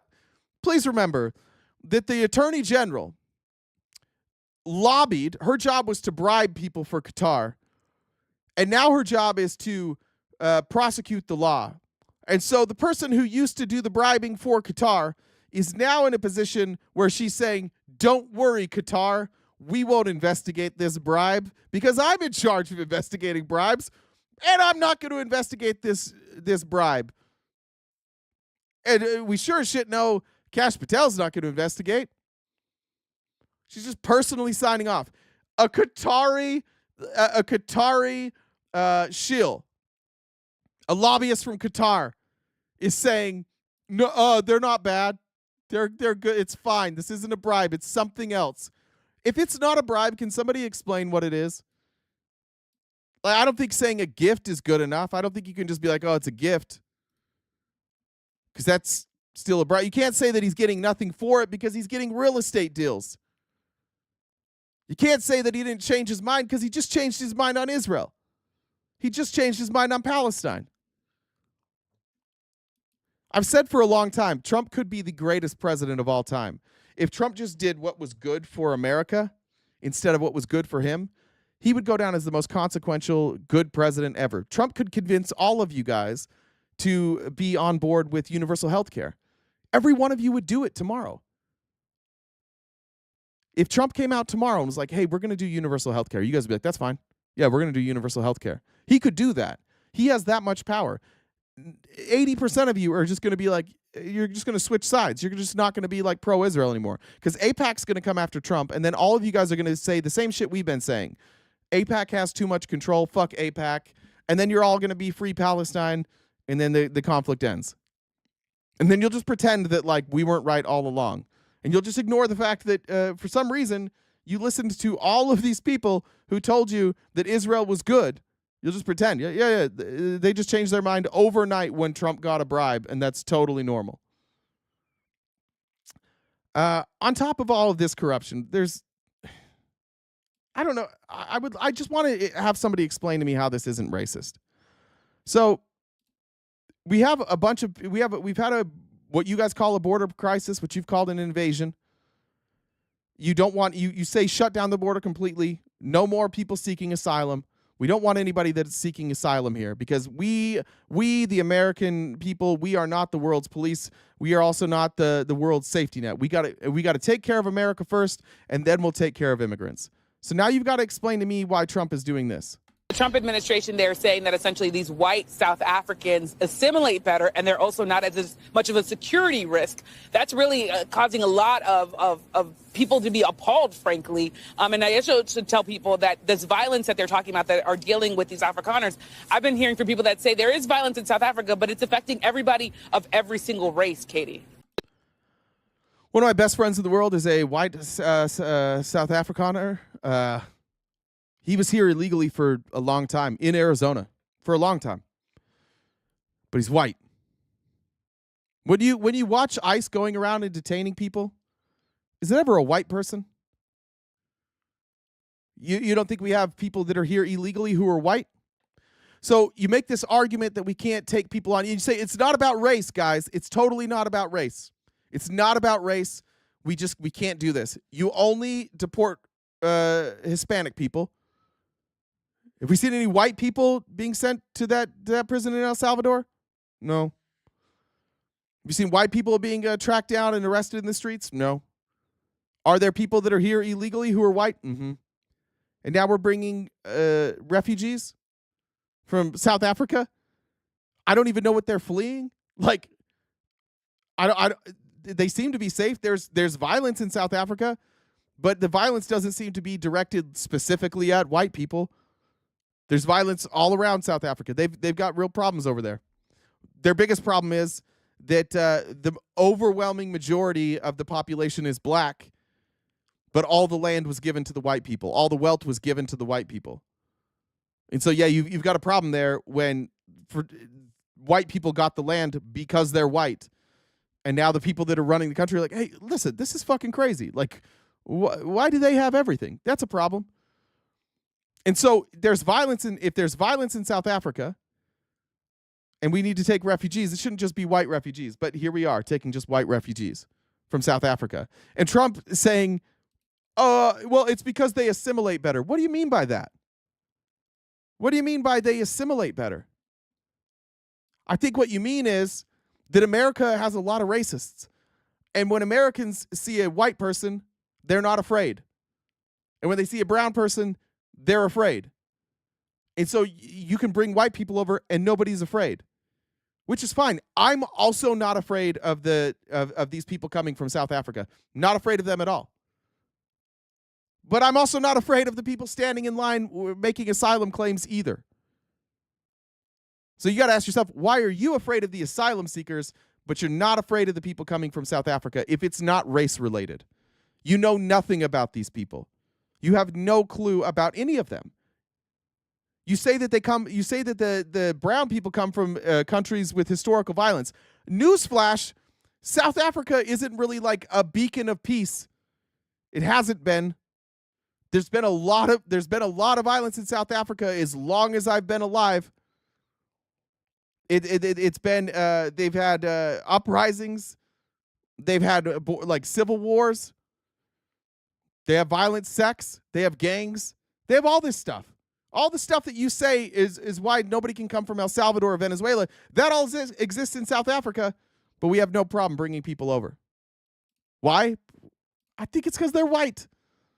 Give me I would love for that not to be the argument, but what's a better argument? What's a better argument than these people are white? South Africa, the president of South Africa also disagrees. He says that these people should not qualify for asylum status or refugee status. The South African president says... Finally, first, what are we in? 2.5 hours in? Finally, a CNN clip. Now you guys can be like, CNN, I'm not listening anymore. Cue the CNN stuff in the chat. People arriving in the U.S. today do not fit the definition of refugees, and that what Trump has been told about their persecution is false. The South African president says people arriving in the U.S. today... You're asking me to go there and see for myself and not take the word of their government? If I went to South Africa, I wouldn't see for myself. Right? It's such a dumb thing to say. They do not fit the definition of refugees, and that what Trump has been told about their persecution is false. The South African president says people arriving in the U.S. today do not fit the definition of refugees, and that what Trump has been told about their persecution is false. The South African president says people arriving in the U.S. today do not fit the definition of refugees. Okay. So, what's the explanation then? Why are these people here? They even got like a special, they sent out the, these assistant secretary of state, whatever it is, the vice secretary of state, give them all flags. What a warm we flew them over. We put them on a plane. We flew them over. We gave them flags. We gave them food. We gave them shelter. We're going to pay for them. They're not coming here to work. You guys, why is nobody upset that these people just got flown here? You guys said Biden was paying to fly people over, and you were furious about it. We paid to fly these people over. We're going to give them food. We're going to give them shelter. We're going to give them money. No problem. I saw somebody say, look, if liberals had if liberals, what was it? Like that we always have a double standard. What did you say? What the fuck? This isn't a double standard? You're paying to bring over immigrants, but they just need to be white and they need to be racist. Oh, I wonder who white racist immigrants might vote for. I wonder who they're more likely to fall in line with. Would it be Republicans or Democrats? Oh, Republicans. Oh, okay.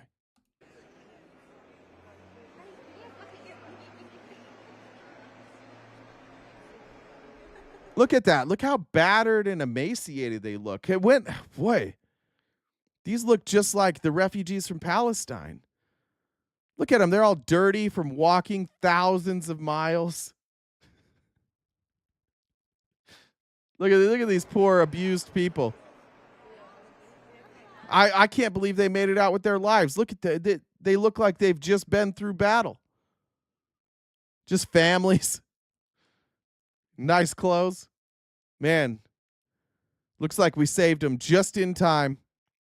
Got them just in time. This looks like a Burlington coat factory is just opening up and people are waiting for the grand opening. These are the refugees that these are the folks that we needed to save.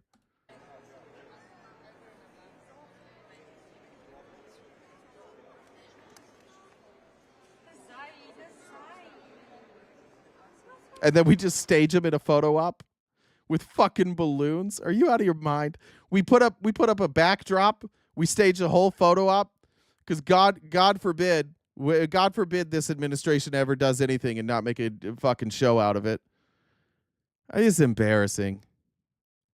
I'm not playing it over and over. It's the same one. I haven't started it over. It's just the same people. In your hands, eventually we come out and we talk. Better than mine. Let's see. It's an honor for us to receive you here today. This is the land of the free, and we know that all of you have faced. I'm Chris Landau. First of all, let me introduce myself. I'm the Deputy Secretary of State of the United States. This is my friend Troy Edgar. Yeah, I'm the Deputy Secretary of Homeland Security. Again, welcome. So great to have you guys here. I know you've gone through a long flight. I cannot. If you stand in line at the southern border, these same guys will go down there and scream at you until you could go home. But if you're white and Trump flies you over, it's so wonderful to have you here. We know you've gone through so much. We don't really know what you've gone through, but we're going to say that you've gone through so much. I believe there are babies and children who are actually so well behaved. This is much better than mine are. So bless you for that.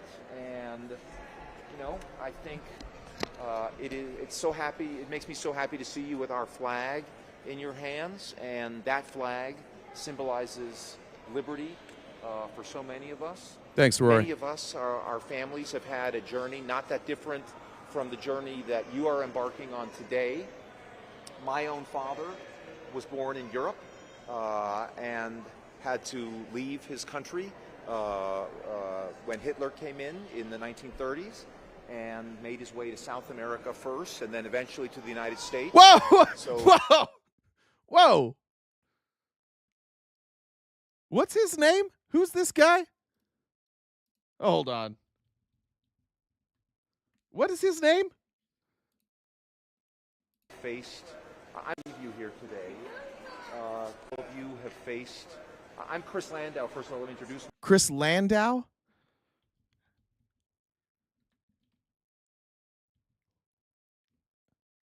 What's Lando? What's the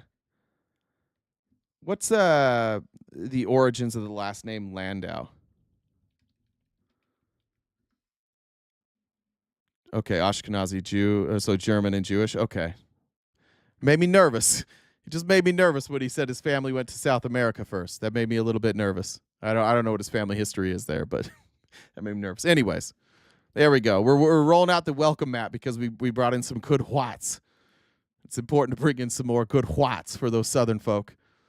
But good Lord, if those people were brown, we'd just call it an invasion. We would label them terrorists, and we would throw them in prison with absolutely no due process. Just like, sorry, you got to go. Johnny Longtrail said, NASCAR race pit crew visor tour. NASCAR race pit crew visor tour. Oh, visitor tour. Oh, yeah. Yeah. Sorry, I read that wrong. Okay. This is Trump was asked this question. Why are we getting an expedited why are we having an expedited process for these people? Gotta be honest, he's not giving any answers here. This does sound like he's just like, they're good because they're white. Who claim discrimination in their home country are heading to the United States, right, where your administration is going to welcome them as refugees. Now, this comes as you've halted virtually all refugee admissions for people fleeing famine and war from countries like Sudan and the They're given American flags, Brian. They're coming here with American flags with their families. you've been sold. This is the problem. You guys get lied to all the time. When you watch Fox News and you watch right-wing broadcasts, what you will see is you will see only men that are meant to make you, like men with tattoos who are supposed to make you scared. What you won't see from Fox News is the families who traveled thousands of miles to be here fleeing persecution. Fox News never showed you those people. So what you're doing right now is you're showing what propaganda does. These people, and you're showing what Trump understands. Trump says, bring them over, put them together, have them hold American flags so that we can talk about assimilation. These are the good whites. Optics are very important. Remember, that was fucking staged. They understand what you will do. They understand what optics do to you. You will accept this because those are families holding American flags and they're white. And so you're like, oh, that's not scary. I'll support this. And then the same people that show you that white family holding an American flag will show you a tatted up Latino man who looks scary. And they'll be like, look at the difference. And you're going to see this. You're going to see this all over right-wing media. You're going to see spot the difference, and they're going to show you some tatted up Latino man who looks angry. And they're going to show you of this white family holding an American flag. And you'll be like, Dems want the criminals. We want the families. And then you're just going to buy it. You're just going to be like, oh, yeah, look, it's on the picture. The Dems want the bad guy and we want the good ones. Because that's how easy it is to program you. You literally just did it here. That's a fucking staged setup. They gave them American flags and red, white, and blue balloons. And they put their families front and center. And they talked about the kids. They did that on purpose. They did that to get that in your head that the whites are good and the browns are bad. That's what they're doing. This is how racism works. Democratic Republic of Congo, why are you creating an expedited path into the country for Afrikaners but not others? Because they're being killed, and we don't want to see people be killed. Now, South Africa leadership is coming to see me. I understand some. What about the Palestinians? Are they being killed? What about the Ukrainians? Are they being killed? What about the people of Venezuela and El Salvador? Were they being killed? Yeah, they were. Yeah, they were. But we're not going to do shit about that, right? Why? Because they're not the good whites. Those Ukrainians are the whites that don't let Trump boss them around. But the South Africans, they're the good whites. They're the ones that don't really like black people. They like ethno-states. They like white supremacy. That's the good whites. That's the difference. You can't say that somebody's being persecuted so we're letting them in when literally hundreds of thousands of Palestinians have been removed from their home and they're being starved in not concentration camps now, open-air prisons. They're being starved to death in open-air prisons. These South Africans look like they're doing all right. They don't look like they were being mistreated. Sometime next week. And, we're supposed to have I guess a G20 meeting there or something. But we're having a G20 meeting. I don't know how we can go unless that situation's taken care of. But it's a genocide that's taking place that you people don't want to write about. But it's a terrible thing that's taking place. There's no... What the fuck are we talking about? What genocide is taking place in South Africa? Can somebody... Does somebody have a link? Where's this genocide in South Africa? I've never seen anything about it.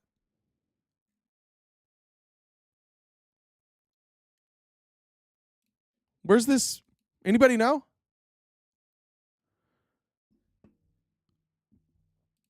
And farmers are being killed. They happen to be white, but whether they're white or black makes no difference to me. It seems to make all the difference to you. It seems to be the only difference on when you are willing to say genocide or not. The Palestinians being carpet bombed and starved to death, that's not a genocide. But a handful of farmers in South Africa are killed and suddenly it's a genocide. The only difference to him seems to be this color of their skin. The only difference. And the fact that one of them's not a genocide, actually. Like we'll call a handful of people being murdered a genocide, but hundreds of thousands, specifically because of who they are, being murdered, not a genocide. Black makes no difference to me, but white farmers are being brutally killed, and their land is being confiscated in South Africa. And the newspapers and the media, television media, doesn't even talk about it. If it were the other way around, they'd talk about it. That would be the only story they'd talk about. And you won't talk about the genocide in Palestine. You won't talk about an actual genocide. This is such fucking projection. And this is why we're so fucked. Because a non-genocide is not happening in South Africa, and you guys call it a genocide. And a real genocide is happening in Palestine, and you're calling it justified. This is why we can't agree on shit. There is no genocide happening in South Africa. There is a genocide happening in Palestine. You're calling South Africa a genocide. You're not calling Palestine a genocide. It's like you don't know what any of these words mean. We don't even live in two different realities. This isn't even like, well, it's a matter of an opinion. No, one is a lie, one is true. You guys only believe the lie. You almost exclusively believe lies. And that's by design, by the way. This is how cults operate. This is how dictators operate. No matter what, just whatever the other side does, just call it a lie. Say they're lying. Assign ulterior motives. And then whatever you do is fine, because he has you guys so focused on us that none of you know what he's doing. None of you care what he's doing. None of you care when he lies. None of you care when he takes bribes. None of you care when he's openly telling you, like, I'm bringing them here because they're white. I don't care who they are. I don't care about their race, their color. I don't care about their height, their weight. I don't care about anything. I just know that what's happening is terrible. Except for only the white ones. Only the white ones are getting protection. So it seems like that's the only part he cares about. Thank you, Frank. He said that's sickening. They're rubbing it in people's faces. That's sickening. They're rubbing it in people's faces. I like doubling down on that. It is. All right, where do we want to go next? Let's talk about the healthcare stuff. Some people are talking about Trump's executive order yesterday. And basically what Trump has said is that he's going to use all the power that the presidency gives him to lower prescription costs. That's what Biden did. That's what Obama did. That's what every president does. The only difference is they don't have to hold a press conference and announce it. That's just what they do. But it's the places where Trump can actually lower prescription costs. The places that are in his control are through Medicare, Medicaid, the VA, and any subsidies that we might give to private insurance providers through the Affordable Care Act. This is not new. That executive order that he put out yesterday was meant to distract you guys from the bribes that he's taking. That's just a thing that we already do. That's just a thing that the VA does. That's just a thing that Medicare does. That's just a thing that Medicaid does. That's why prescription costs are less at the VA and Medicaid and Medicare. That's why it costs less money when you're on those programs. It's called collective bargaining. And if we just got rid of private insurance, we could have what he was talking about. We could have lower prices for everybody, but we just got to get rid of private insurance. We have to use our leverage to remove private insurance, collectively bargain with the pharmaceutical companies, and we'll have lower prices. That's all we have to do. But that announcement only showed up so that you guys wouldn't talk about this other shit, because that stuff, if you know anything about politics, if you know anything about how the VA or Medicare or Medicaid works, you know that we already do that. That's not new. He's not announcing anything new. In fact, Republicans were opposed to Joe Biden negotiating lower prices. If they said that he was overstepping, that he was being authoritarian by using his power of the presidency to negotiate lower prices because he was going after pharmaceutical companies. The president should not be able to target private industries. And when Trump does it, you're like, holy shit, you guys see this? Look what Trump's doing, and the Dems still won't support it. Yeah, we do. We do support it. It's already happening. It's always happening.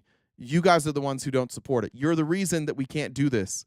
You're the reason we can't do this on a larger scale, because you think it's really important that private health care exists for some reason.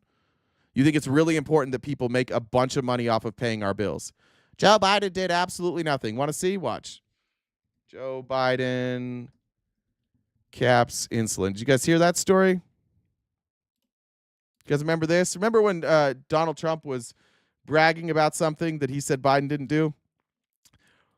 Here's proof of them doing this exact thing. In 2020, the Trump administration established a voluntary, which is important, time-limited model under this Center for Medicare and Medicaid known as Part D Senior Savings Model. Under that model, participating Medicare Part D prescription drug plans covered at least one dosage form and type of insulin product at no more than $35 per month. This model was only in effect from 2021 to 2023, and less than half of all Part D plans chose to participate. So he took Part D, which Medicare Part D is private insurance, right? It's the private wing of Medicare. And he said, you have an option if you want, private industry. If you guys want to cap your insulin at $35 a month, you can do it. And if you don't want to cap it, you don't have to do it. And like they said, less than half of those plans chose to do it because they want to make more money. What did Biden do that was different? During the Inflation Reduction Act, it included a provision that requires all Part D plans to charge no more than $35 a month. So Biden used his leverage to force these companies who are getting money from our government to cap insulin at $35. He said, this is our money. I'm going to bargain for the American people. Everybody that has Medicare Part D, all of you, your insulin will be capped at $35. That was the difference between the two. They both did it. Trump made it voluntary so that those insurance companies could continue to make way too much money off of seniors who can't afford it. And Biden administration was like, look, every other country gets insulin under $35. Why can't we? The only reason we can't is because of private healthcare insurance and your profits and your stock price. And so fuck you. You're going to cap it at 35. Biden actually took steps to make sure that that people in the United States were able to get insulin capped at $35. Collective bargaining got it capped at $35. That's what Trump just announced he was going to do yesterday. I'm going to do what Biden did, but I'm going to call it me. And you guys are like, yay! Now we don't have to talk about the airplane. Now we don't have to talk about the fact that Donald Trump seems to have completely capitulated when it comes to Israel. He just switched sides. So they just tell you this story that Joe Biden already did, that already passed bipartisanly through the legislature. Imagine Trump wrote an executive order yesterday that was like, murder is illegal. We'd be like, yeah, we know. Yeah, we know that. Yeah, you don't need to do that. It's already illegal. I mean, you guys would probably still celebrate it. But this already happened. It already passed Congress. We already did the thing that he's saying he's going to do. Right? We already have the structure for that. And what we really could do is we could just take it a step further. He could be a truly great president. He could do truly great things for the American people if he just took it a step further and said, you know what? We're going to collectively bargain as an entire country. All of us are coming together. We're going to be on one healthcare plan. We're going to have lower prices, and everybody's going to get health insurance, and it's going to be cheaper. He could do that. He's not going to do that. Jen, you want to do announcements one more time before we go? Last one. This is a good break point. I don't know if you're still here. Trump got 78.4 million votes. Cool, Patrick. Yes, I'm here. Go ahead. Have at it. Yeah, so we've got about 30 minutes left of the show. So we've got, if you look top left-hand corner, that's what we got left to knock out the goal. Venmo, Cash App, PayPal, Super Chats, all that go towards knocking down the rest of that number. Please subscribe if you haven't already on Amazon. Why do I keep saying it's because I have this note thing because my OCD. I don't have issues with lists and shit. You can use your Amazon Prime sub on Twitch for subscribe over there. Please subscribe on YouTube. You can also use one of our 4 paid memberships. If you'd like to talk to Jay in real time, you can message me on Discord.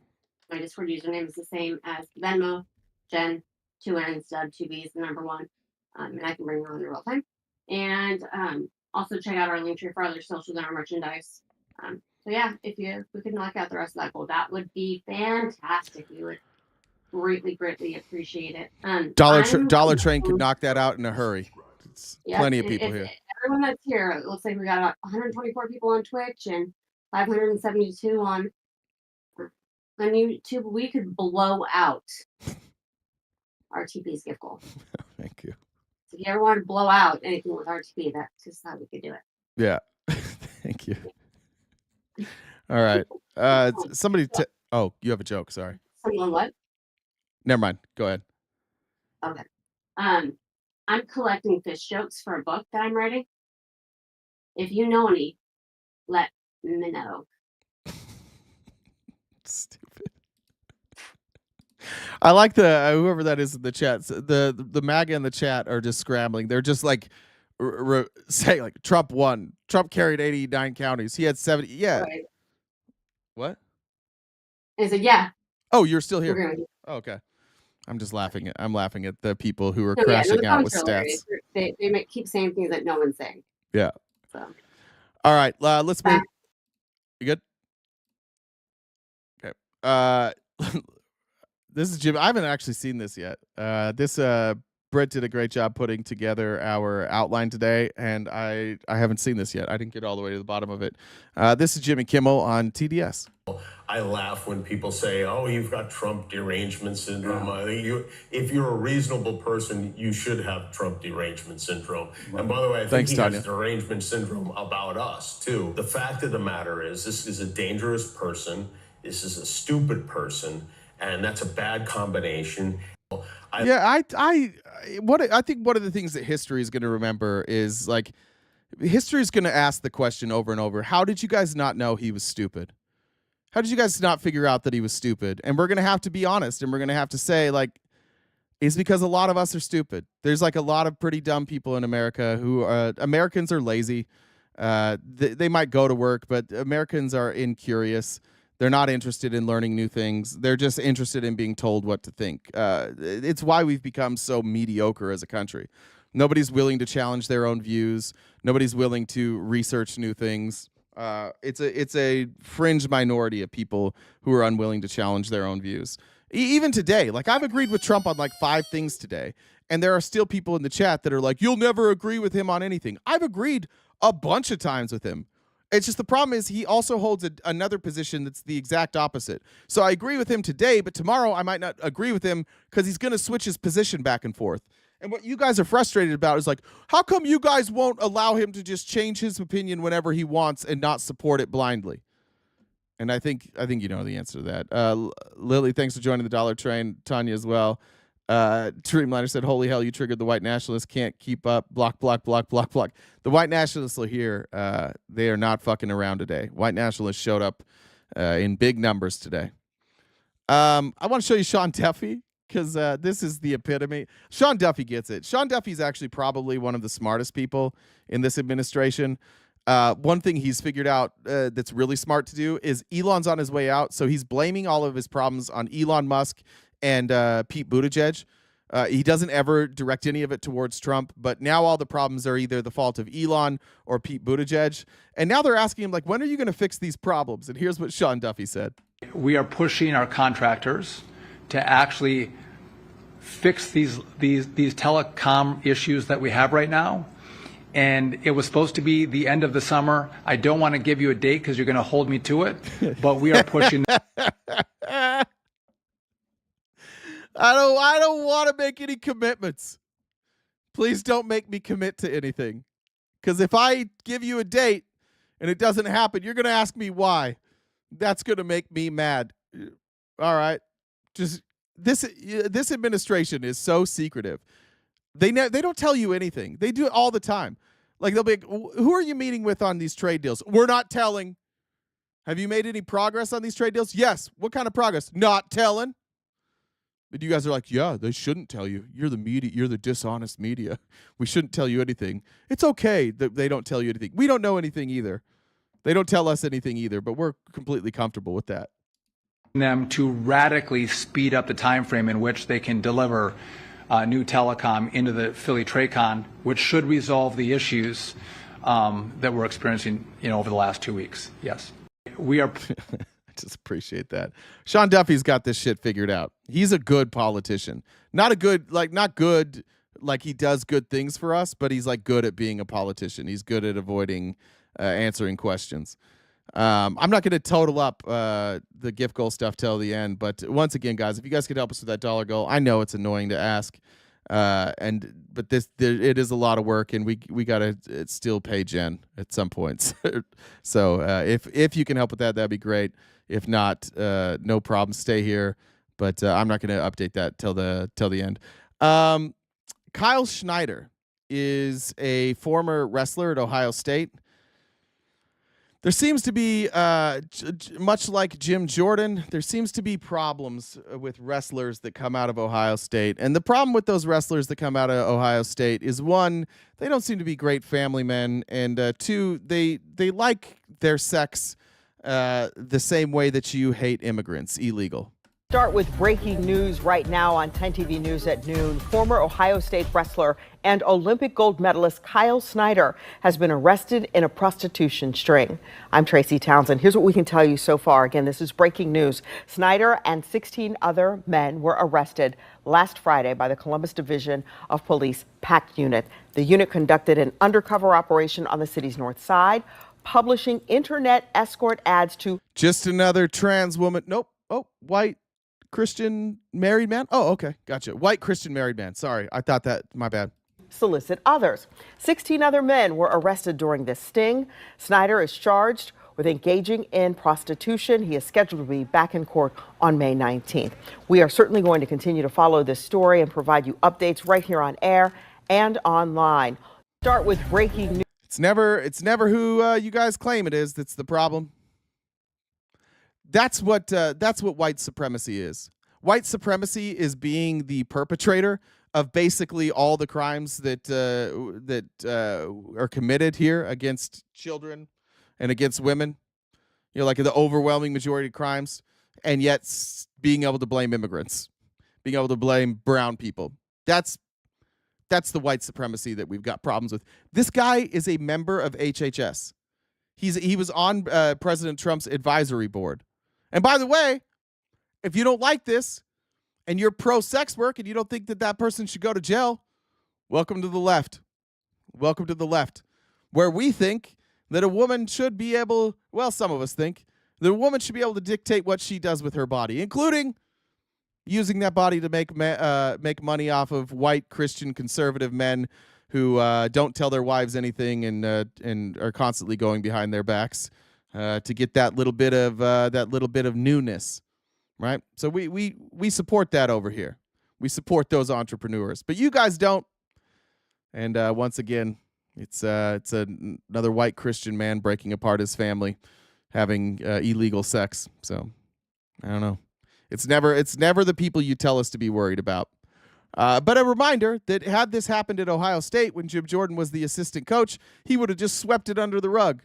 Remember that time when people were sexually assaulted? It was men in men's locker rooms. They were sexually assaulting the student athletes, and Jim Jordan covered it up. Remember that? Do you guys remember that? Did you know that about Jim Jordan? That Jim Jordan covered up sexual assault at Ohio State? Did you know that? You didn't know that, did you? But you should go ask him about it. And did he lose his job in Congress when that came out? No, he got elevated to chairman. He's one of the most prominent members of Congress. You guys got more sex criminals on your side of the aisle than you know what to do with. It's like it's getting close to 50%. Isn't it weird how every time somebody turns out to be a pervert, you guys vote for him? Isn't that weird? How many more? How many more people do you need to elevate that are a danger to women and a danger to children? I think that if there are multiple credible accusations against you of sexual abuse, you should not be elevated to an elected position. Republicans disagree. Republicans say the more sexual assault, the better the candidate. That's why you guys love Trump so much. So much sexual assault. I think, what do we have, like 30 women on the record and a child? Pretty good, guys. Brianna says, Dollar Train, thank you. Charles, thank you for the gift goal. Good to see you, my friend. Jose said, great show today. Sally said, fuck Donald Trump. Lowly says, thanks for all you do. Lenora said, Trump is transparent, even with his corruption. If this was Biden, he'd be impeached. Joseph said, Jay was the plane payment for bombing the Houthis. I don't know. I don't think so. I think what it was is it was because he said that he wasn't going to protect Israel anymore. I think that was the bribe. It's my guess. Missed this one. And then Purple Kitty said, love you. Also, fuck Tex. I agree. Fuck Tex. So I didn't even see it. Tex hasn't paid me to read anything today. All right. This is actually just bizarre. This story came across and it was sent to me. And full disclosure, I wasn't sure what to do with this story initially when it came up. It's going to take a minute to load. Trump is trying to take control of the Congress through its library. This is all new to me. And I'm assuming if it's new to me, then it's probably new to a lot of people. I do read a lot, and I'm sure a lot of you maybe knew this stuff, but it's new to me. It's going to take like an hour to load, apparently. Sorry. I don't know why this is taking so long to load. There we go. Trump's administration is attempting a hostile takeover of the Library of Congress, an agency that is part of the legislative branch and functions as its research arm in addition to maintaining the world's largest collection of books, manuscripts, maps, photographs, and recordings. While the takeover has been framed as part of Trump's broader purge of diversity, equity, and inclusion, which just means like, are you a minority? Are you marginalized? Are you a woman? In which case you can't have a job anymore. It's literally like DEI is just replace people with white dudes. That's what DEI is. What they're saying is that Trump is actively trying to place a landing team at the Library of Congress, noting that Elon Musk's so-called Department of Government Efficiency has done this elsewhere. The first thing the team does is try and gain control and they say hoover up, vacuum up as much sensitive data as possible, which we've seen over and over and over again. They go in, they get all the data, and then they gain control, and then they run out the leader. The Trump administration tried to fire Carla Hayden. She has a 10-year term. There are certain people in the government that have terms, like Louis DeJoy, the Postmaster General. There's like a certain amount of time that they have, and they're elected for time periods that go past a presidential term, and they do that for a reason. They do it so that you're not putting in like hyper-partisan people. And look, you've never heard of Carla Hayden. None of us have ever heard of Carla Hayden. Carla Hayden is not political. Nobody knows who she is.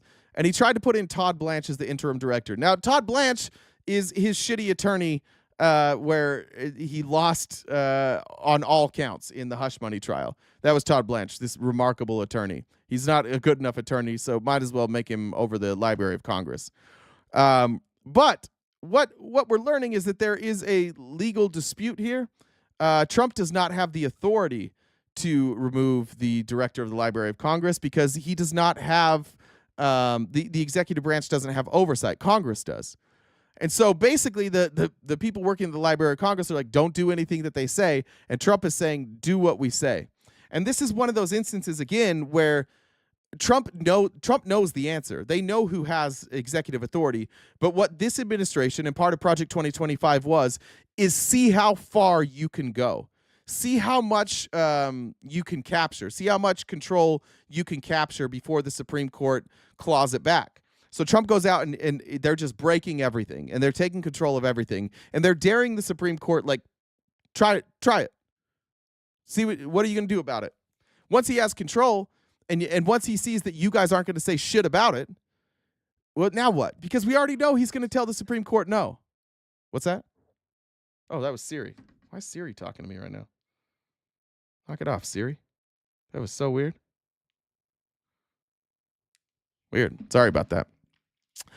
Inside the Library of Congress, they're all congressional staff, and congressional staff are protected under the speech or debate clause in the Constitution. Trump is trying to replace all of these people in the Library of Congress. They are the ones that advise the members of Congress what is and isn't legal, because, what, you think Marjorie Taylor Greene knows? So Trump is trying to replace all those people with people then who will feed the information to Congress that, like, oh, actually, this is fine. Don't worry.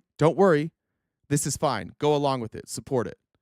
This is exactly what Project 2025 was trying to do. And the reason that Project 2025 is trying to do this is because, like it or not, Christians in this country are losing control. The internet's not great for Christianity. Progress is not great for Christianity. Exposure is not great for Christianity. And so you have these Christians who are desperate to keep control, and they recognize that everywhere they look across the country, the population of Christians is getting smaller and smaller and smaller.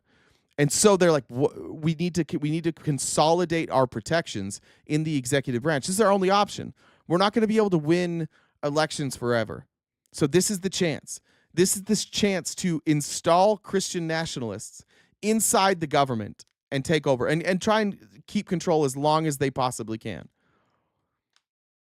That's all of this is in Project 2025. That thing you guys said that they weren't doing.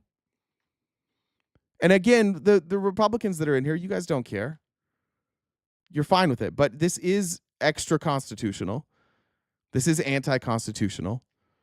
This is an attempted power grab in every aspect. It is so frustrating to cover this fucking administration because I feel like every one of these stories I could do an hour on and talk about how unconstitutional it is, but I don't even have time because there's 5 stories a day. This is like the 6th thing today Trump has done that is blatantly unconstitutional and blatantly corrupt, and we don't even have time to get into every one of them. But every time they do the same thing, they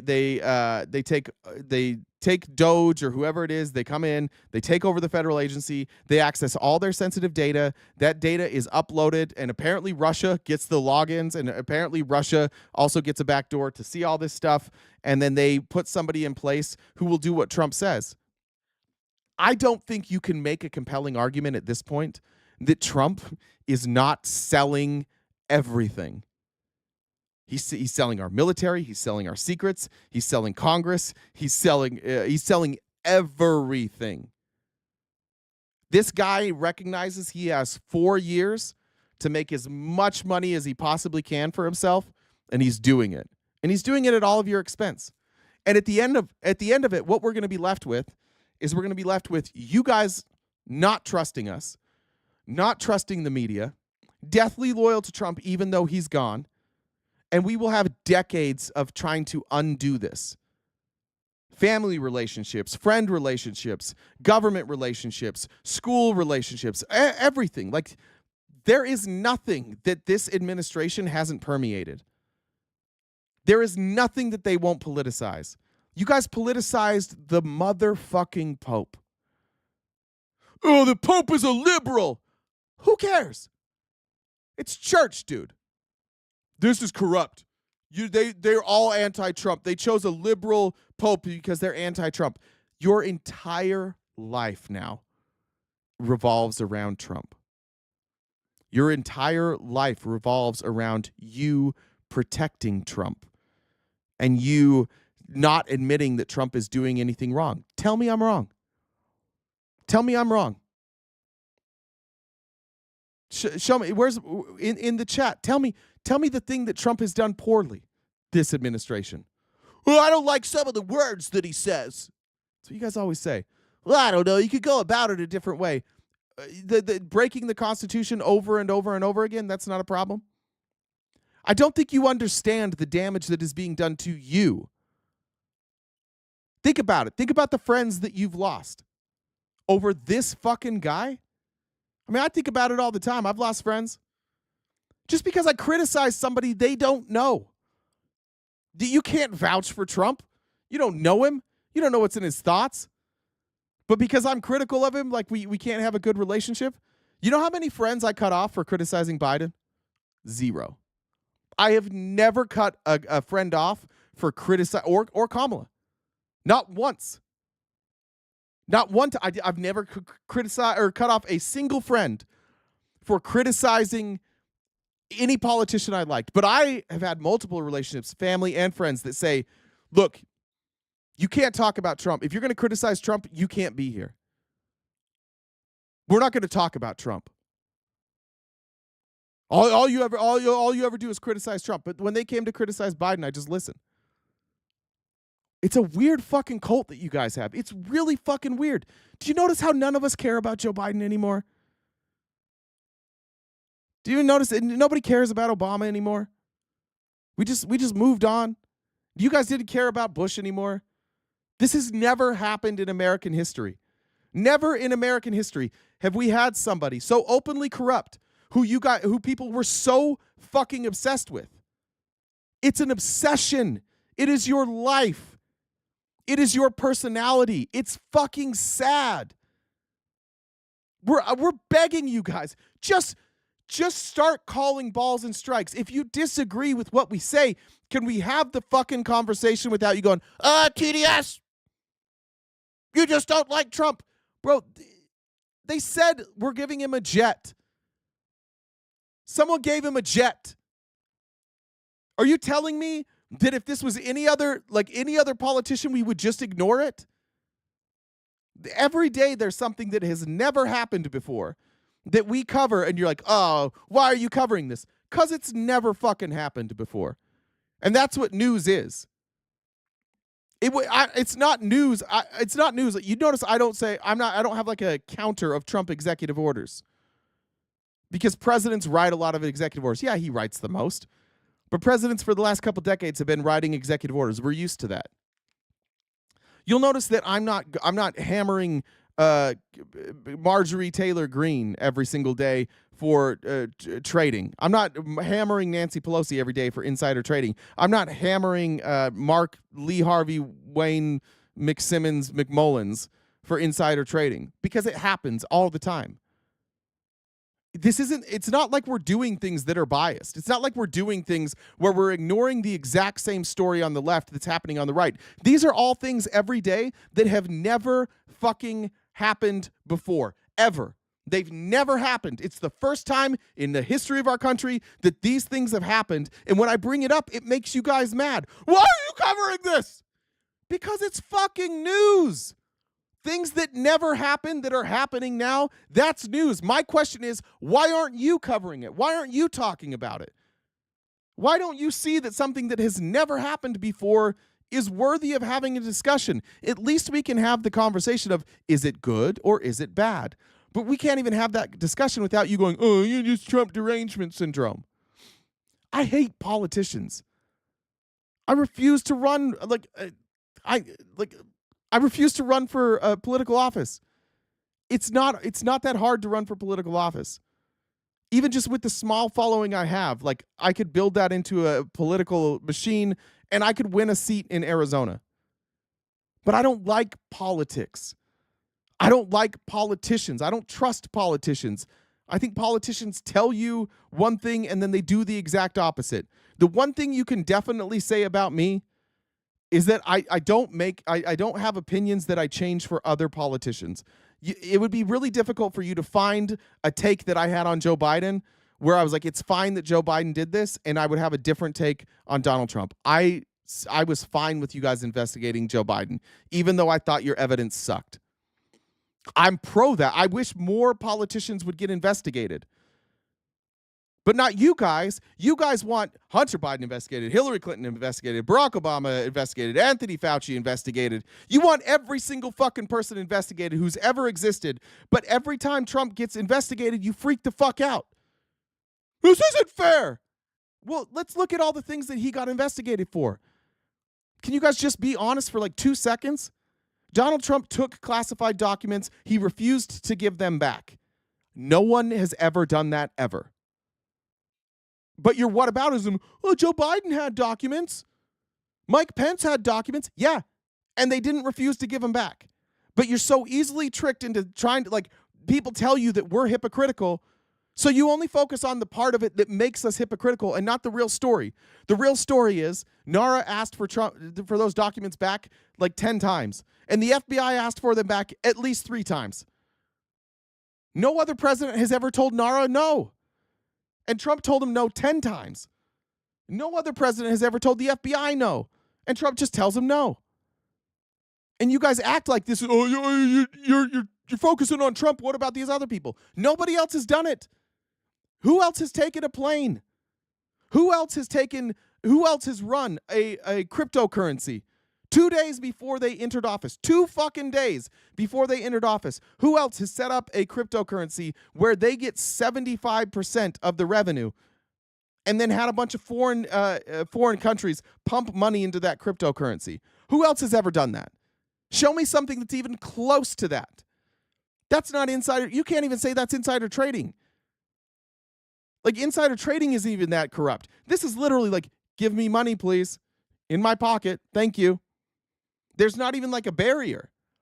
It's his company. They're bypassing Congress. They're giving Trump money. He writes an executive order, and it's done. It's never happened ever before. It will never happen again. This is the one time. This is the one time we've done this. And we can't get you guys to even fucking engage in the conversation. I've been begging for 3.5 hours to get one of you to come up and engage in a good faith conversation where we discuss whether or not the things that he's doing are good or bad. And I can't get you to engage. Is it good or bad? It's just Joe Biden, Nancy Pelosi, the Federal Reserve, TDS. I can't even get you to enter the conversation. And that's where we're fucked. I can't have a conversation with you. And I'm desperate to have the conversation. I don't want to talk. Listen, I love the audience that agrees with me, that shows up every day. I love you guys dearly. You are the reason that I get to do this every day. I love you. I don't want to talk to any of you. I don't want to sit up here and agree on shit. It's just not in my nature. I'm desperate to talk to anybody outside of our belief system, and I can't get you to do it. All because you have been conditioned that I'm bad. I'm the bad guy for giving you information that your side doesn't give you. You don't have to agree with me, but why isn't your side giving this information to you? Why is this information hidden from you? And this is like when I left the cult. This was the thing for me. This is what broke the shelf that I had put everything on. I realized at some point, and really I started hearing people that were in my cult that had left, and they were telling me things that were true.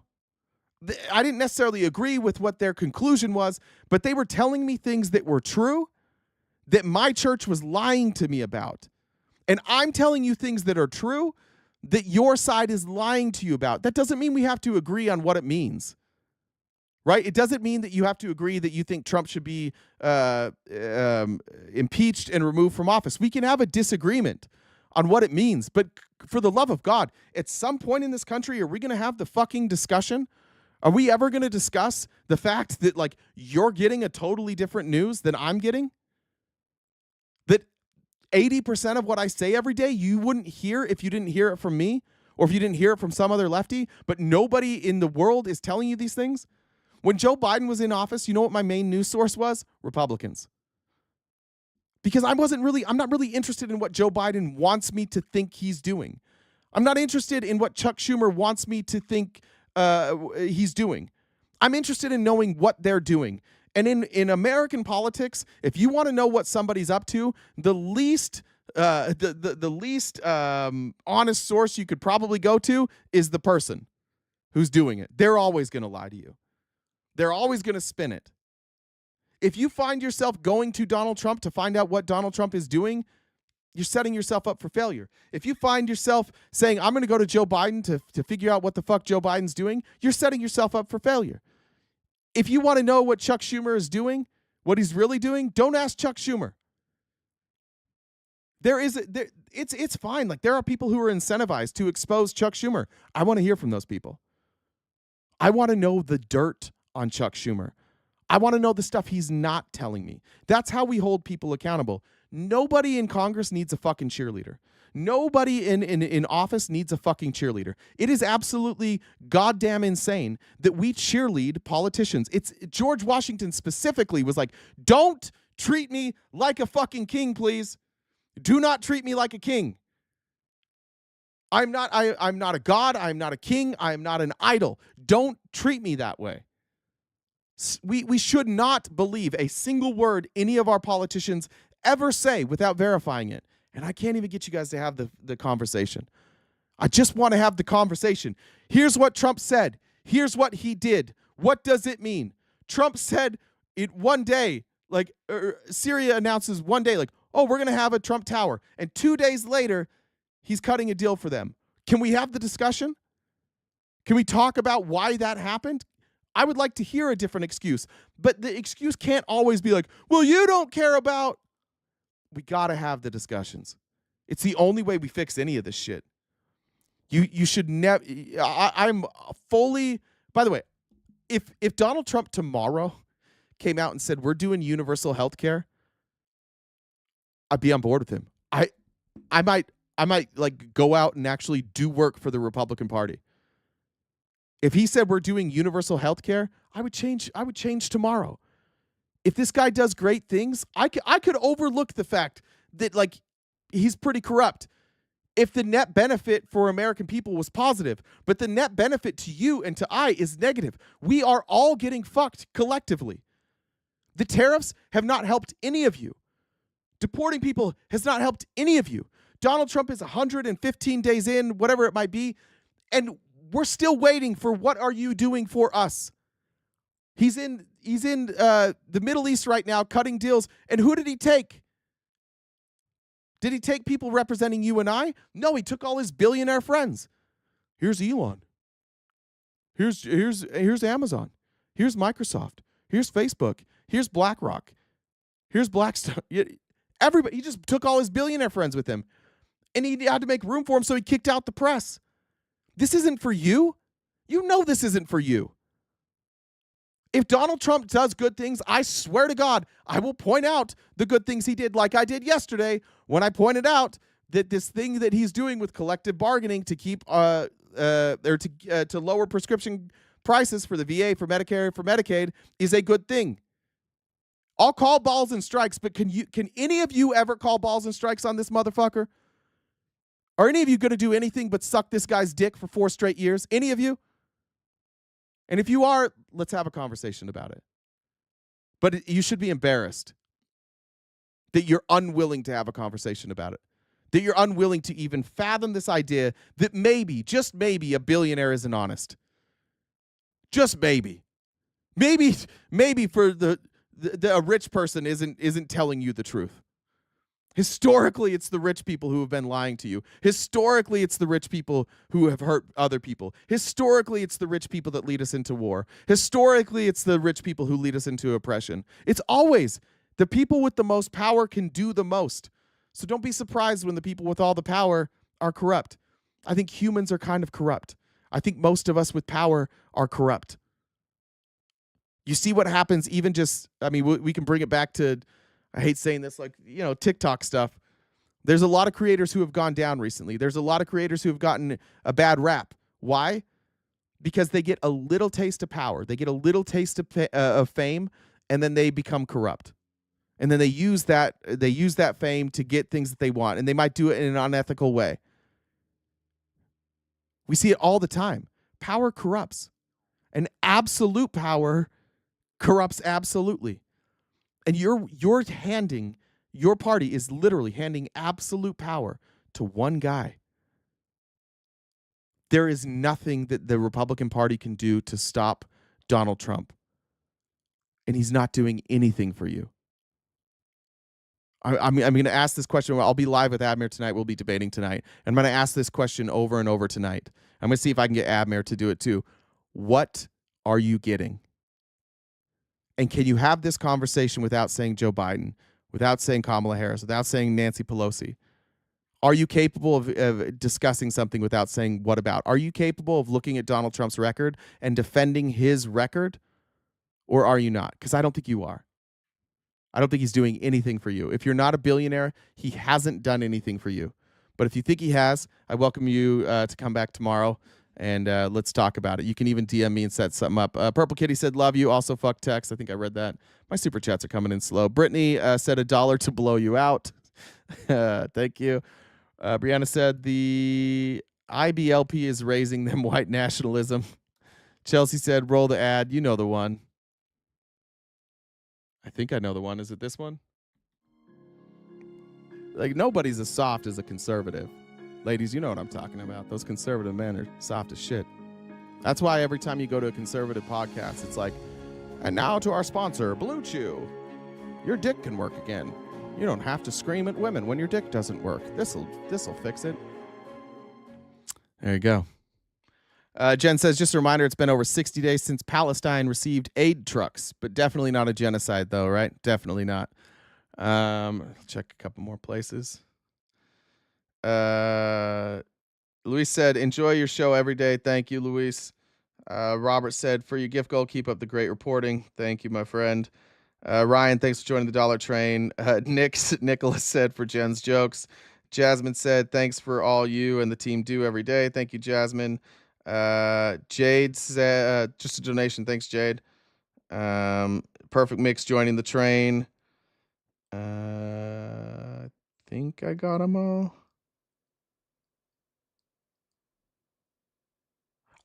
By the way, I haven't got a PayPal in like 2 days. I don't know if my PayPal's not accepting.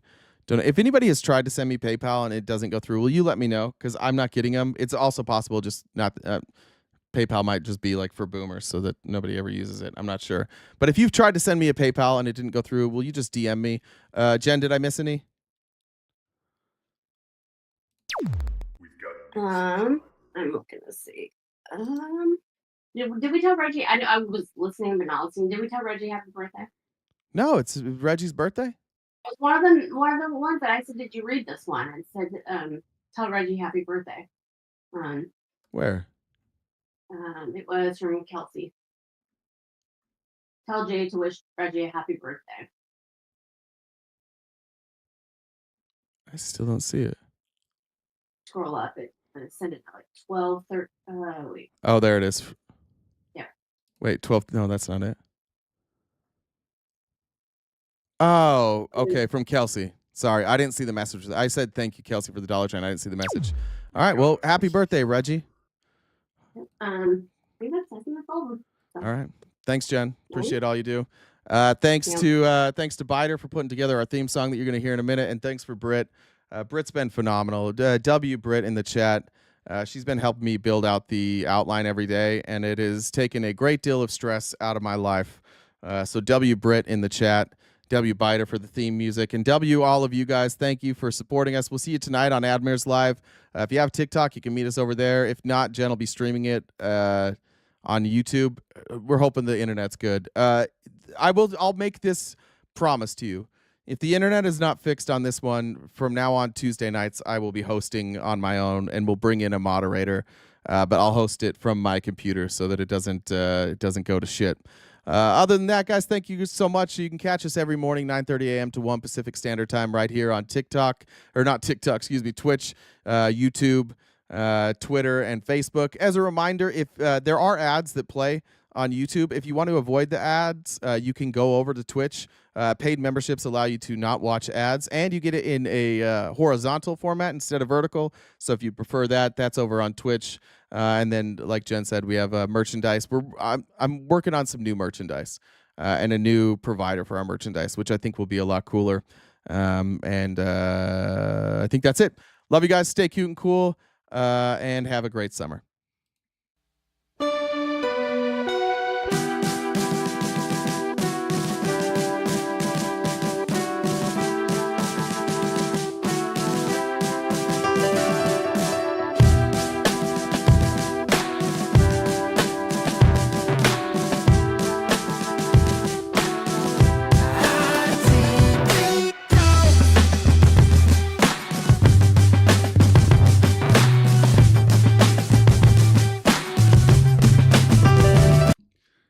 Sorry, Loli, I missed your super chat.